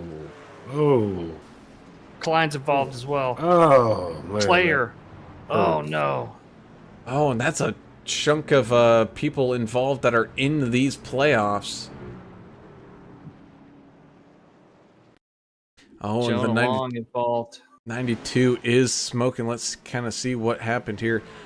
Oh, man, just absolutely gets up into that 92 machine. And, oh, no, who was that? Might have been the 7. Well, no. Ooh. No, it's part of the orangutan race team, that 18 machine getting hit. Oh, man, oh, man. Rutabaga. I don't know, but Jonah Long's apologizing to the Tulsa Terror, and he hadn't responded. I don't know who was at fault there. I can't really well, so it started up here with the 92 and the 7. I think the 7 got a really good run off the corner there in 3 and 4. It just took a minute before he could get up there to the quarter panel of the 92, but then it looked like his truck got turned right. We need to get the what did they do for Chase there? They got the MCAT data or whatever it is that they got. Yeah, they went with all the telemetrics and all the fancy stuff they have. I don't know if you've ever been to a NASCAR race or so. A lot of guys hadn't been fortunate enough to go. I've actually been and got to be on the hauler and see all the telemetrics and stuff they have. They have every piece of data, and that's how they captured old Chase Elliott there. There's just so much craziness. Everything's got it's connected to a computer. The wheel, all the inputs, every piece of the engine, all the timing, everything's. It's just amazing how much technology is involved in all You this know, stuff. of course, as I'm saying that, what the most likely scenario in that case is he realized he was coming in a little too hot for the corner, so he started applying the brake. Well, let me ask you this, Turner. Do you know what happens when you are in the middle of a corner on a motorcycle and you press the brake? Man, with front brake or Oh, You just keep going straight, and I think that might have been what happened to that 7 machine. You only have so many grip points you can use, and whether it be for turning, for accelerating, or for braking. And at that time, he was already using pretty much all of them for the turning, and you add some braking into that, you just end up driving straight. And I think that's what kind of happened there. Bittner's going to start outside row number 3 here, I believe. His tires are I don't know if his tires are really starting to plateau just yet.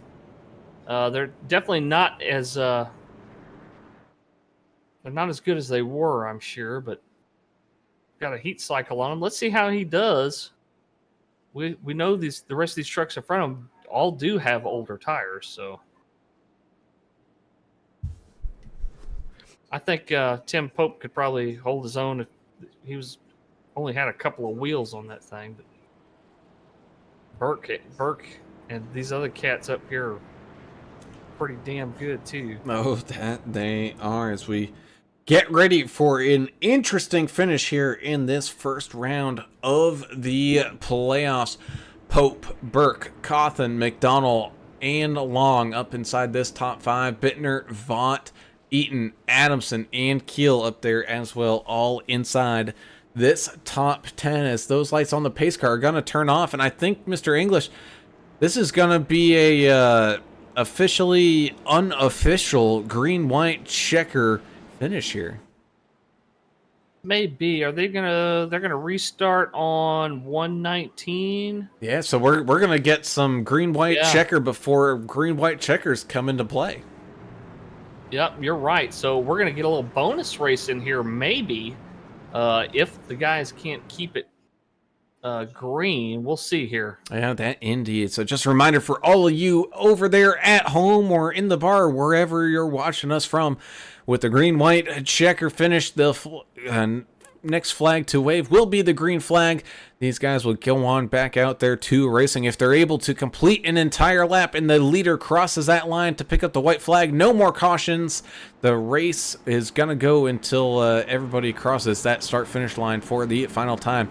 However, if a caution comes out before that leader crosses that line, then we get to rack it all up and do it all over again. And that just means even more excitement for all y'all over there at home. So let's buckle on up, strap on those drinking helmets, and throw inhibition out the window. Green-white checker racing time we go, as the 27 gets a great start up there on that outside lane, jumping once again out to an early lead. Here comes that 23 of McDonald trying to get on up inside of that 53. Not going to get the run, though, as the 53 has a pretty good run down through turns 1 and 2. Bittner now moving on up into 4th with those tires, trying to line up on that 23 machine and sneak onto this podium, as we're 3 wide behind him. We got the 33. Green white checker time, boys. That came out before they took the white. Man, that's Kelly a lot Keel of. spun, but he didn't hit anything, I don't think. Ouch.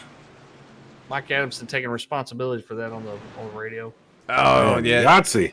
Just a little bit of a tippy tap to that rear quarter panel there of the 01. Sends the 01 on around. Oh, good avoidance there by Chachi.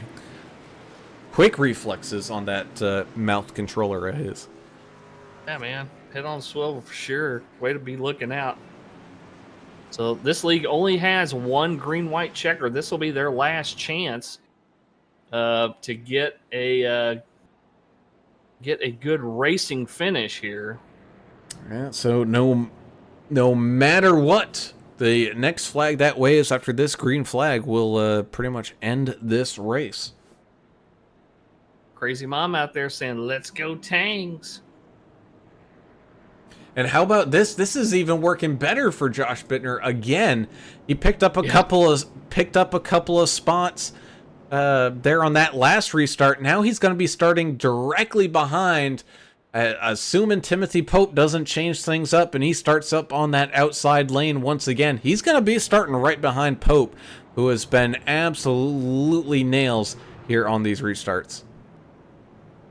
And Burke and McDonald up there, such strong competitors. And then Long and Cawthon and Eaton back there, and Jess Vaught. Man, this is going to be one exciting finish. I hope y'all ain't planning on going anywhere for the next few minutes, because this is going to be a good one here. Oh, most definitely indeed.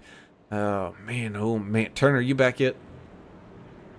Nope, he is not back yet. Well, we'll ask him when he gets back here. But English, who do you got here for this green-white checker finish? Dude, McDonald's been so strong. The pole sitter today worked his way back up through the field. I'd love to see him pick up a W here just for his efforts out there, but it's going to be a tough road to hoe.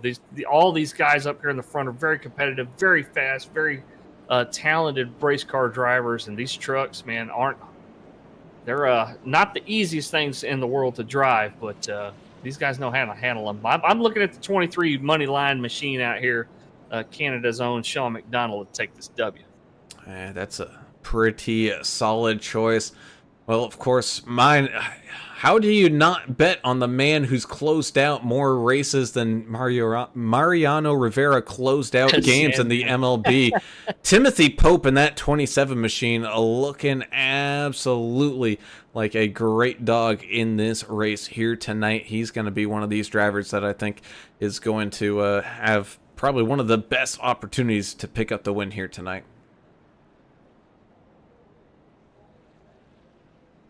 Thank you, Annalie Tovar, for joining us, also pulling for Team Tang. And so is Tab Buzz 6 saying Team Tang. Thank y'all for joining us tonight. Don't forget to hit the thumbs up, subscribe. We sure love having y'all. Thank y'all for all the support y'all have given us over the past couple of years. We sure love bringing this racing to y'all. It's a blast. Oh, yes, that indeed, as we slowly make our way back down the start-finish line, getting things all lined back on up 2x2 here for the final green-white checker finish of this race here at Gateway. Pitman back yet? Nope. Might have his hands full with something here. Well, it was a Yahtzee. It wasn't a rutabaga. Yeah. Okay, there he is. And my Where are you get your pick? Well, my iRacing froze up too. Oh, again? Golly. Yeah, I gotta get back in here. Are we doing picks for the end of this thing? Yeah. Yeah. We're gonna try. English picked McDonald. I picked Pope. Who you picking, Turner? Bittner. Bittner. Oh, solid. He didn't even hesitate. Not even for a second. He's gonna go with the man with the tires, and you know that's a good strategy call there as well.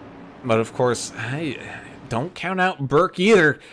Exactly. Burke is hanging around. He's lurking. I mean, Andrew Cawthon, if something happens in front of him here of these guys, he can filter on through to pick up a good finish here as the pace truck peels off down and away onto pit road for the final time here as the 27 and the 53 line on up, and green flag racing we go here for the final time. The 27 out to a great restart. The 84 trying to close that gap up there on that outside lane. The 53 just trying to hold on for all it's worth here, almost getting up into the 27, but does avoid it. Here comes the 84. Does he look back down low? No, he's going to tuck back into line here right behind that 53 as the 27 out in front continues to control here up at the front. Right behind him, though, here comes the 10 of Andrew Cawthon trying to get around that 23 of McDonald as they do make it back down across the line. So here we go. We're racing this one all the way on out no matter what happens. Everybody locking up their brakes on down into turns 1 and 2.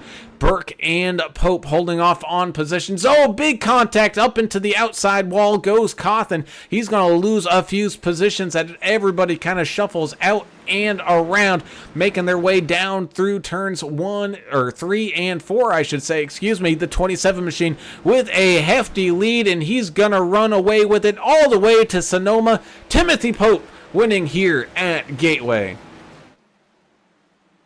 Great performance as always by the driver of the 27. Tim Pope's he's just on another level. He's he's an incredible guy to watch race out here. Jeremiah Burke, same deal, dude. These guys come out every week and impress. And this is a great race here for Burke because we know how he's great at the road courses, which we'll have next week. Tim Pope, not so strong on the road courses. Well, he's not a playoff driver, though, is he? Who, He's Pope? not. He is not. Pope is not. Okay, so There's two of your top 3 are not playoff drivers. oh wow, this is really helping Burke out. Then he's going to be so strong coming down the home stretch here into this season. Man, I think next week you got to watch Jess Vaught and the Tulsa Terror, Greg Klein. Great drivers on road courses. Yeah, yes, definitely. But Pope's going to tell us how terrible he is at everything, and he's never raced it before. Next week he'll probably be podium finish for sure. Speaking of tonight's, we do have a random draw driver here tonight. It'll be the driver that finished in the 21st position. I believe that ends up going to Greg Dobson. I've got Gallagher. 21 official iRacing scoring. Yep. Is Gallagher. All right. Well, then it goes to Gallagher. Get it in the chat here. All I know is whoever finished 21st gets it. That's all I know.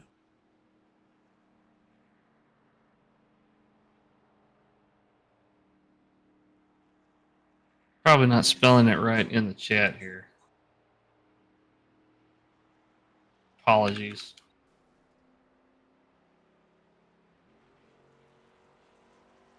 Yep, I gotta correct my spelling. Yeah, it's not like there's a board with his name right in front of your face.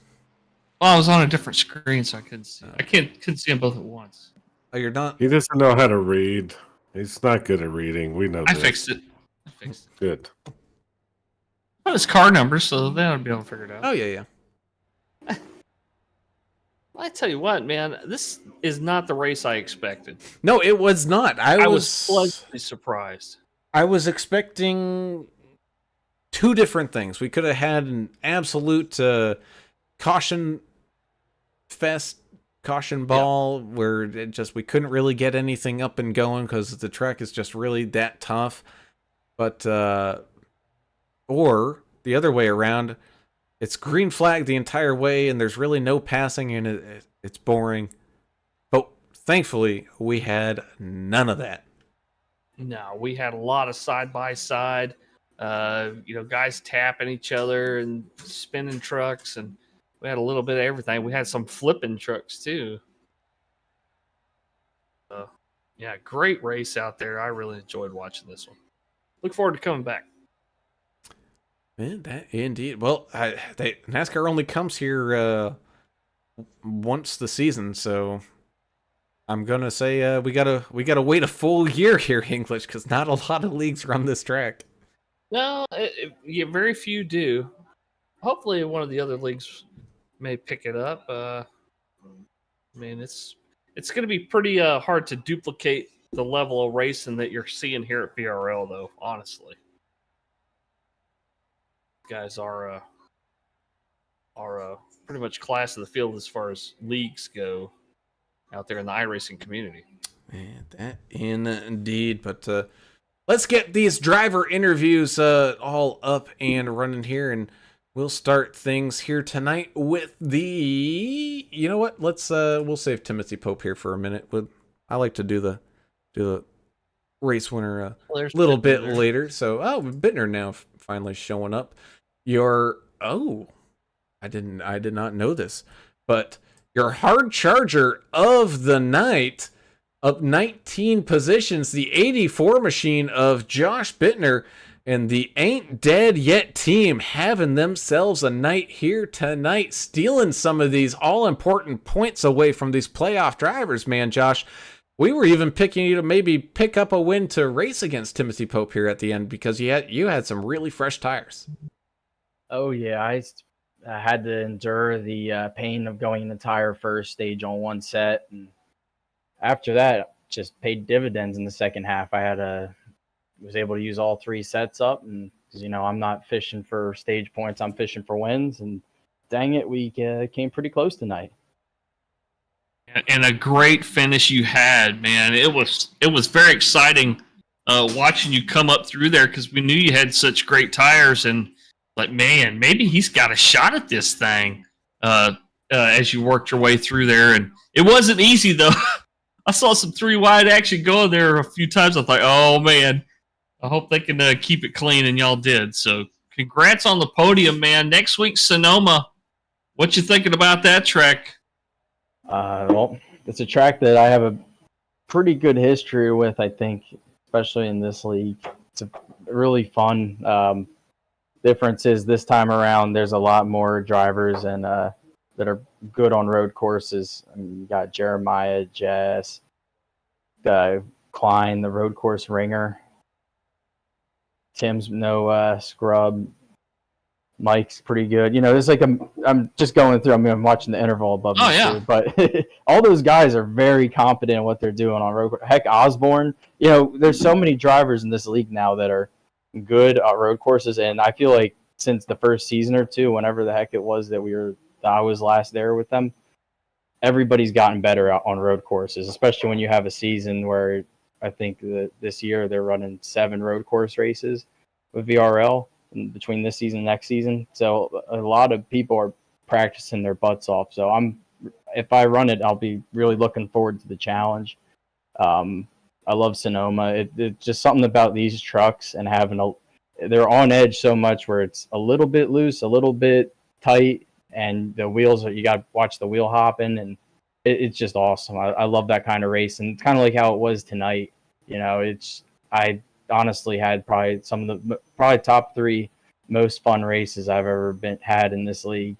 I could have finished 10th and still said the same thing. It's just that much fun, saving tires and watching it come back in as the run goes on. I think something like that maybe at Sonoma too. Just love that kind of not burning your stuff up type of race. Yeah, you kind of definitely use your brains here tonight. That's people don't realize how tough it is. You got to calculate the tire wear and this and that and the fuel. But this track is totally different than what we normally see, which was really neat to watch. Y'all did a great job out there. Next week's going to be crazy. So enjoy this week. Hopefully you get in there next week and have another good run. Who would you like to give some shout outs to? First and foremost, I'd like to thank the members of the U.S. military, past and present, and those that gave the ultimate sacrifice for us to be able to come out here and do what seems to be at times silly things like going and playing a video game, and just being able to really enjoy life. Really puts things in perspective, Also like to thank my teammates, Tim. Great help tonight. He helped me be able to drive this track worth a darn. Ricky, missing him tonight. He had some stuff come up. Definitely missed his presence and some of his saving strategy. Of course, Peyton, Chud Nation, her dog Juniper, my dog Harley, Jess and Lori for putting on a heck of a show tonight. I'm honestly, I can't wait to watch this broadcast back because I just feel like it's got to be a heck of a race, and that it was a fun finish. And of course, you guys, AAA broadcasting, man, it's been a lot of fun getting to talk to you guys, and just every week, just try to keep that goal. I want to talk to the AAA boys. Well, you got that goal done here tonight. Up there with a third place finish, Mr. Josh Bittner picking up that third place podium spot, man. Congratulations. Good luck over there at Sonoma next week here, buddy, and good luck the rest of the season as well. Thanks, friends. With that, we'll move on up into the second place finisher's position. And the only one inside of this top three that is in these playoffs, Mr. Jeremiah Burke. You must be sitting pretty happy up there in second place. I know you were trying to chase down Pope there the final few go-arounds and pick up the win, but really with no other competition in sight, these playoffs must be looking pretty good for you right now. Hey, that was a blast. Speaking of which, you guys need to interview me during the race every week if I'm going to end up on the podium after that. But yeah, it was good. I was just missing a little bit of grip there to go after Tim. I gas it up and I just lose the front end. I didn't want to wreck us both. I got 0 incident points, so I wanted to keep it that way. But that was a good race, just being Tim up there pretty much the whole time, other than when I got put back with that untimely caution. It was just hard battle. Survived on those older tires to the stage break and ran out the rest of the race. I had a blast. That was fun. I practiced a lot for this race to try to come out good, and I managed to come out all right and take this second place finish. We'll move on to Sonoma and get into the championship 4. Tell you what, the curse of the broadcaster does not treat everyone the same.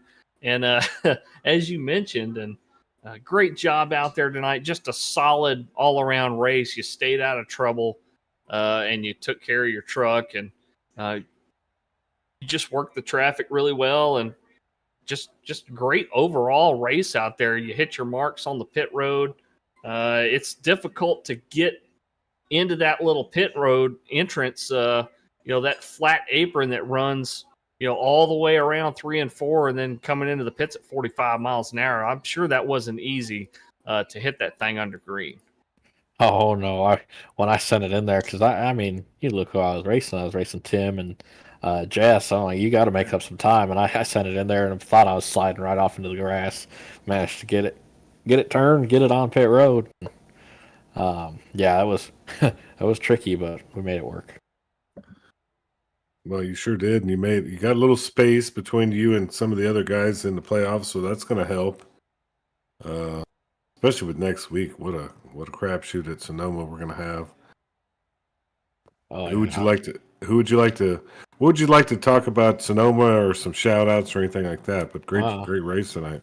Yeah, like I said, I'm looking forward to Sonoma. I've been practicing there for months, so we should be pretty good out there. And if I can just put together a clean race like I put together tonight, we'll be fine. But of course, as always, Albert, Dylan, and Larry, those guys in Discord with me, even though Albert had a bad race, and Dylan and Larry aren't even racing yet. They're just hanging out with us, watching the race.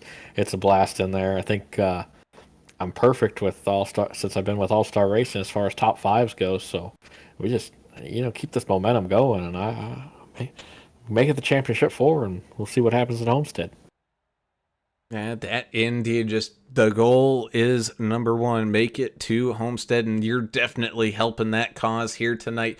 53, Jeremiah Burke, your second place finisher here at Gateway. Man, congratulations, a great race run, and we look forward to seeing what you can do next week in the remainder of these playoffs here, buddy. Thank you, guys. I'll get one spot better next week and talk to you then. All right, confidence. I like it. Oh, that we do. Now, he did jump down, because I think he's hanging out in the race channel, kind of discussing some things. But we'll pull him on up, see if he is ready. Mr. John Gallagher, are you there, buddy? Yeah, I sure am. Man, a little bit of an unfortunate night for you here tonight, finishing there in 20th. Not how you wanted these playoffs to get started for you here, but you gave it your best shot. And I mean, this is a tricky track. Every driver that we talk to here, this track is just different from everything else that's on the NASCAR circuit. Yeah, it was a tough one. I was taking it easy at the beginning. I decided just to take it easy. I didn't want to get any wrecks or anything like that. God darn it, they just they wrecked in front of me, and I had nowhere to go. Put me into some heavy duty damage. Got out of that for a little while. Was already laps down, but I continued to have fun with it. It turned into a little wreck fest at the end, but it was really just a fun race. The track was different. It was hard to get through that corner, but I did my best. We hope you're really enjoying this league. We're enjoying watching you run in this league and that Kingsford Ford week to week. Next week, Sonoma. You're going to do a little bit of racing out there. I understand you're from California, or you live in California. Are you a Sonoma fan? Yeah, actually, I'm a great Sonoma fan. Actually, I've done some SCCA training on it. Oh, nice. Done some real time racing on it, which is it's a lot of changes though in the years that it's been there. But NASCAR, I'm pretty familiar with the road they've run on there, so they should do okay as long as they stay out of trouble. Well, good talking to you tonight. Just what are you thinking about this league? Do you enjoy racing in this league? The league is great. I'm getting used to the guys. I know how they're driving. I know how to get around them. I know when not to get around them. But right. It's a good group of guys. I'm enjoying the time racing with them. So that's why I'm here every Wednesday. Awesome, man. Well, great job out there putting in what effort you could, John. But before I let you go, got any final shout outs or anything like that? Yeah, I just want to thank the wife for letting me do this all the time. And, Kingsford Charcoal does really good. So enjoyed the barbecues. Awesome, man. Well, good job out there. We look forward to seeing you continue to race well here, and we look forward to seeing those SCCA skills out there in action over there at Sonoma. Good luck there, buddy. Thank you very much, and thanks for the broadcasting. It does look a lot good out there. Yeah. Awesome, man. That indeed. As we head on up for the final interview of the evening, the 27 machine of Mr. Timothy Pope. One of those guys that, man, you can always put your bet in on. Tim, last time we talked, you said you really didn't know this track, didn't put in a whole lot of time here. How much practice did you actually do? Just a practice race. Half the practice race Monday night, that was it. Seemed to be enough for you. You picked up some great information from it. The practice on Monday. You kept a clean truck all night, stayed in the clean air. That's kind of the key on these a lot of these races, and you did just that in the Ain't Dead Yet number 27. Great job out there tonight. Yeah, thank you. Yeah, it was a lot better than I anticipated. That thing was on rails tonight. No, it definitely was. You're the top of the field, obviously. Next week is a different thing. Sonoma, let me guess, you never run that track. I ran it a couple of times. All right. So what do you think about it? You think you got a shot, or are you gonna put in some laps? You're just gonna show up and see what happens? If I race it, I'll probably just show up and see what happens. Yeah, that sounds That's pretty typical good. Tim Pope. That's the most Tim Pope thing I've heard all day. We're just gonna show up and wing it. Probably win. Yeah, it'd probably be in podium finish for sure. Good job tonight, man. Congrats. You got some shout outs. Oh yeah. Josh and Ricky. Ricky won't even make it tonight. You guys and VRL. Awesome, man. Well, congratulations. Number 27, Timothy Pope, bringing it on home for the Ain't Dead Yet team. Even though not in these playoffs, putting on a heck of a show here and winning this race here at Gateway, man. Congratulations and good luck next week over there at Sonoma. Thank you. And with that, that concludes all the interviews of the evening. And boy, oh boy, boys.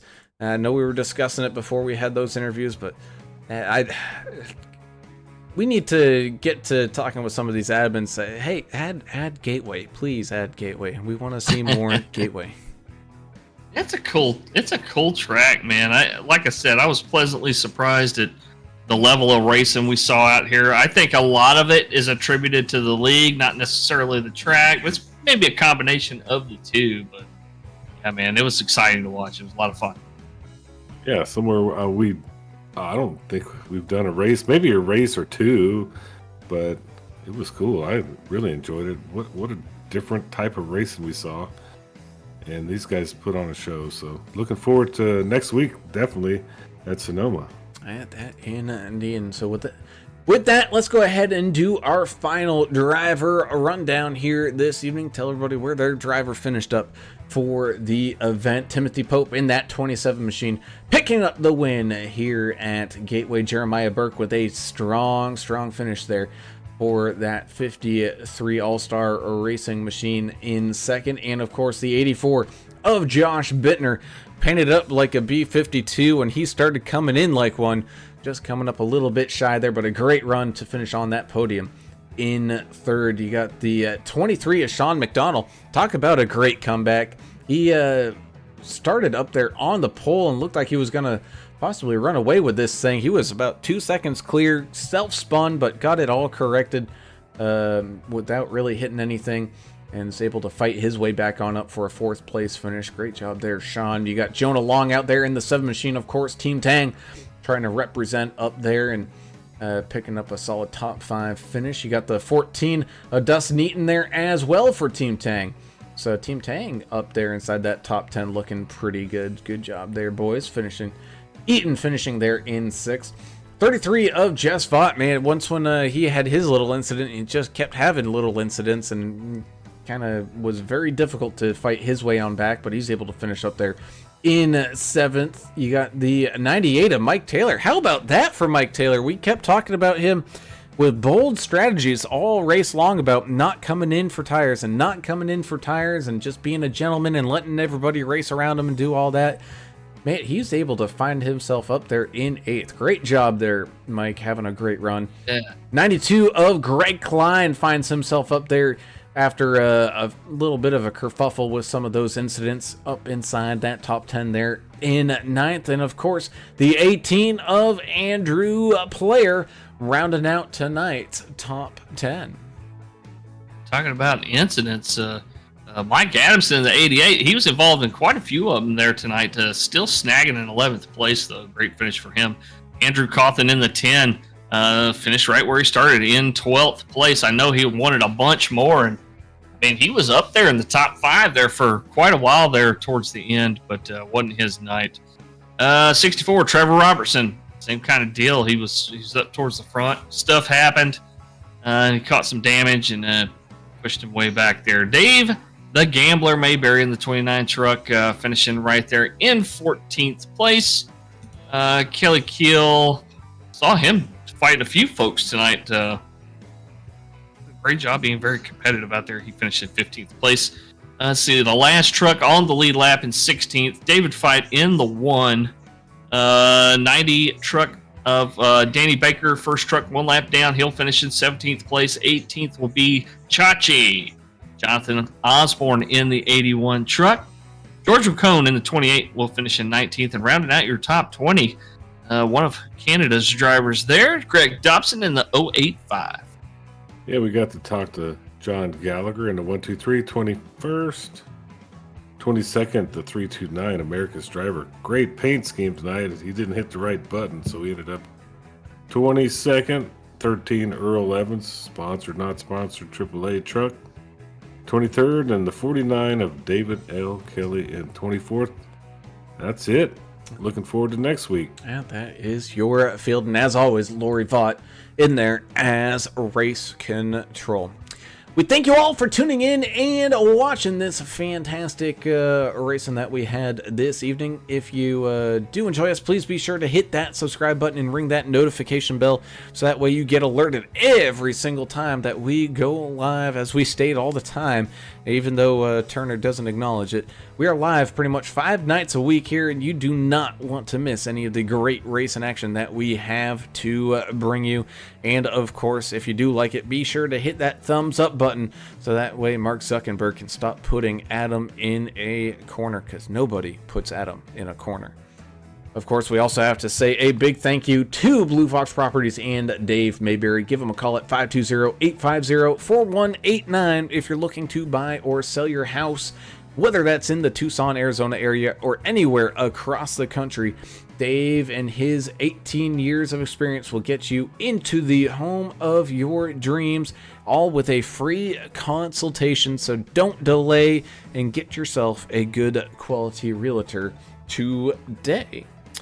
Looking on ahead for the rest of the week, well, it's really just Friday, which I believe is at, New Hampshire. So we're going to New Hampshire with the Num Thumbs Racing League late model series. So a little bit of a bigger track there. That's going to be interesting. And I think they're even splitting it down into heats. I don't know exactly how they're going to do that at a little bit of a bigger track like New Hampshire, but man, it'll be sure as heck fun to watch.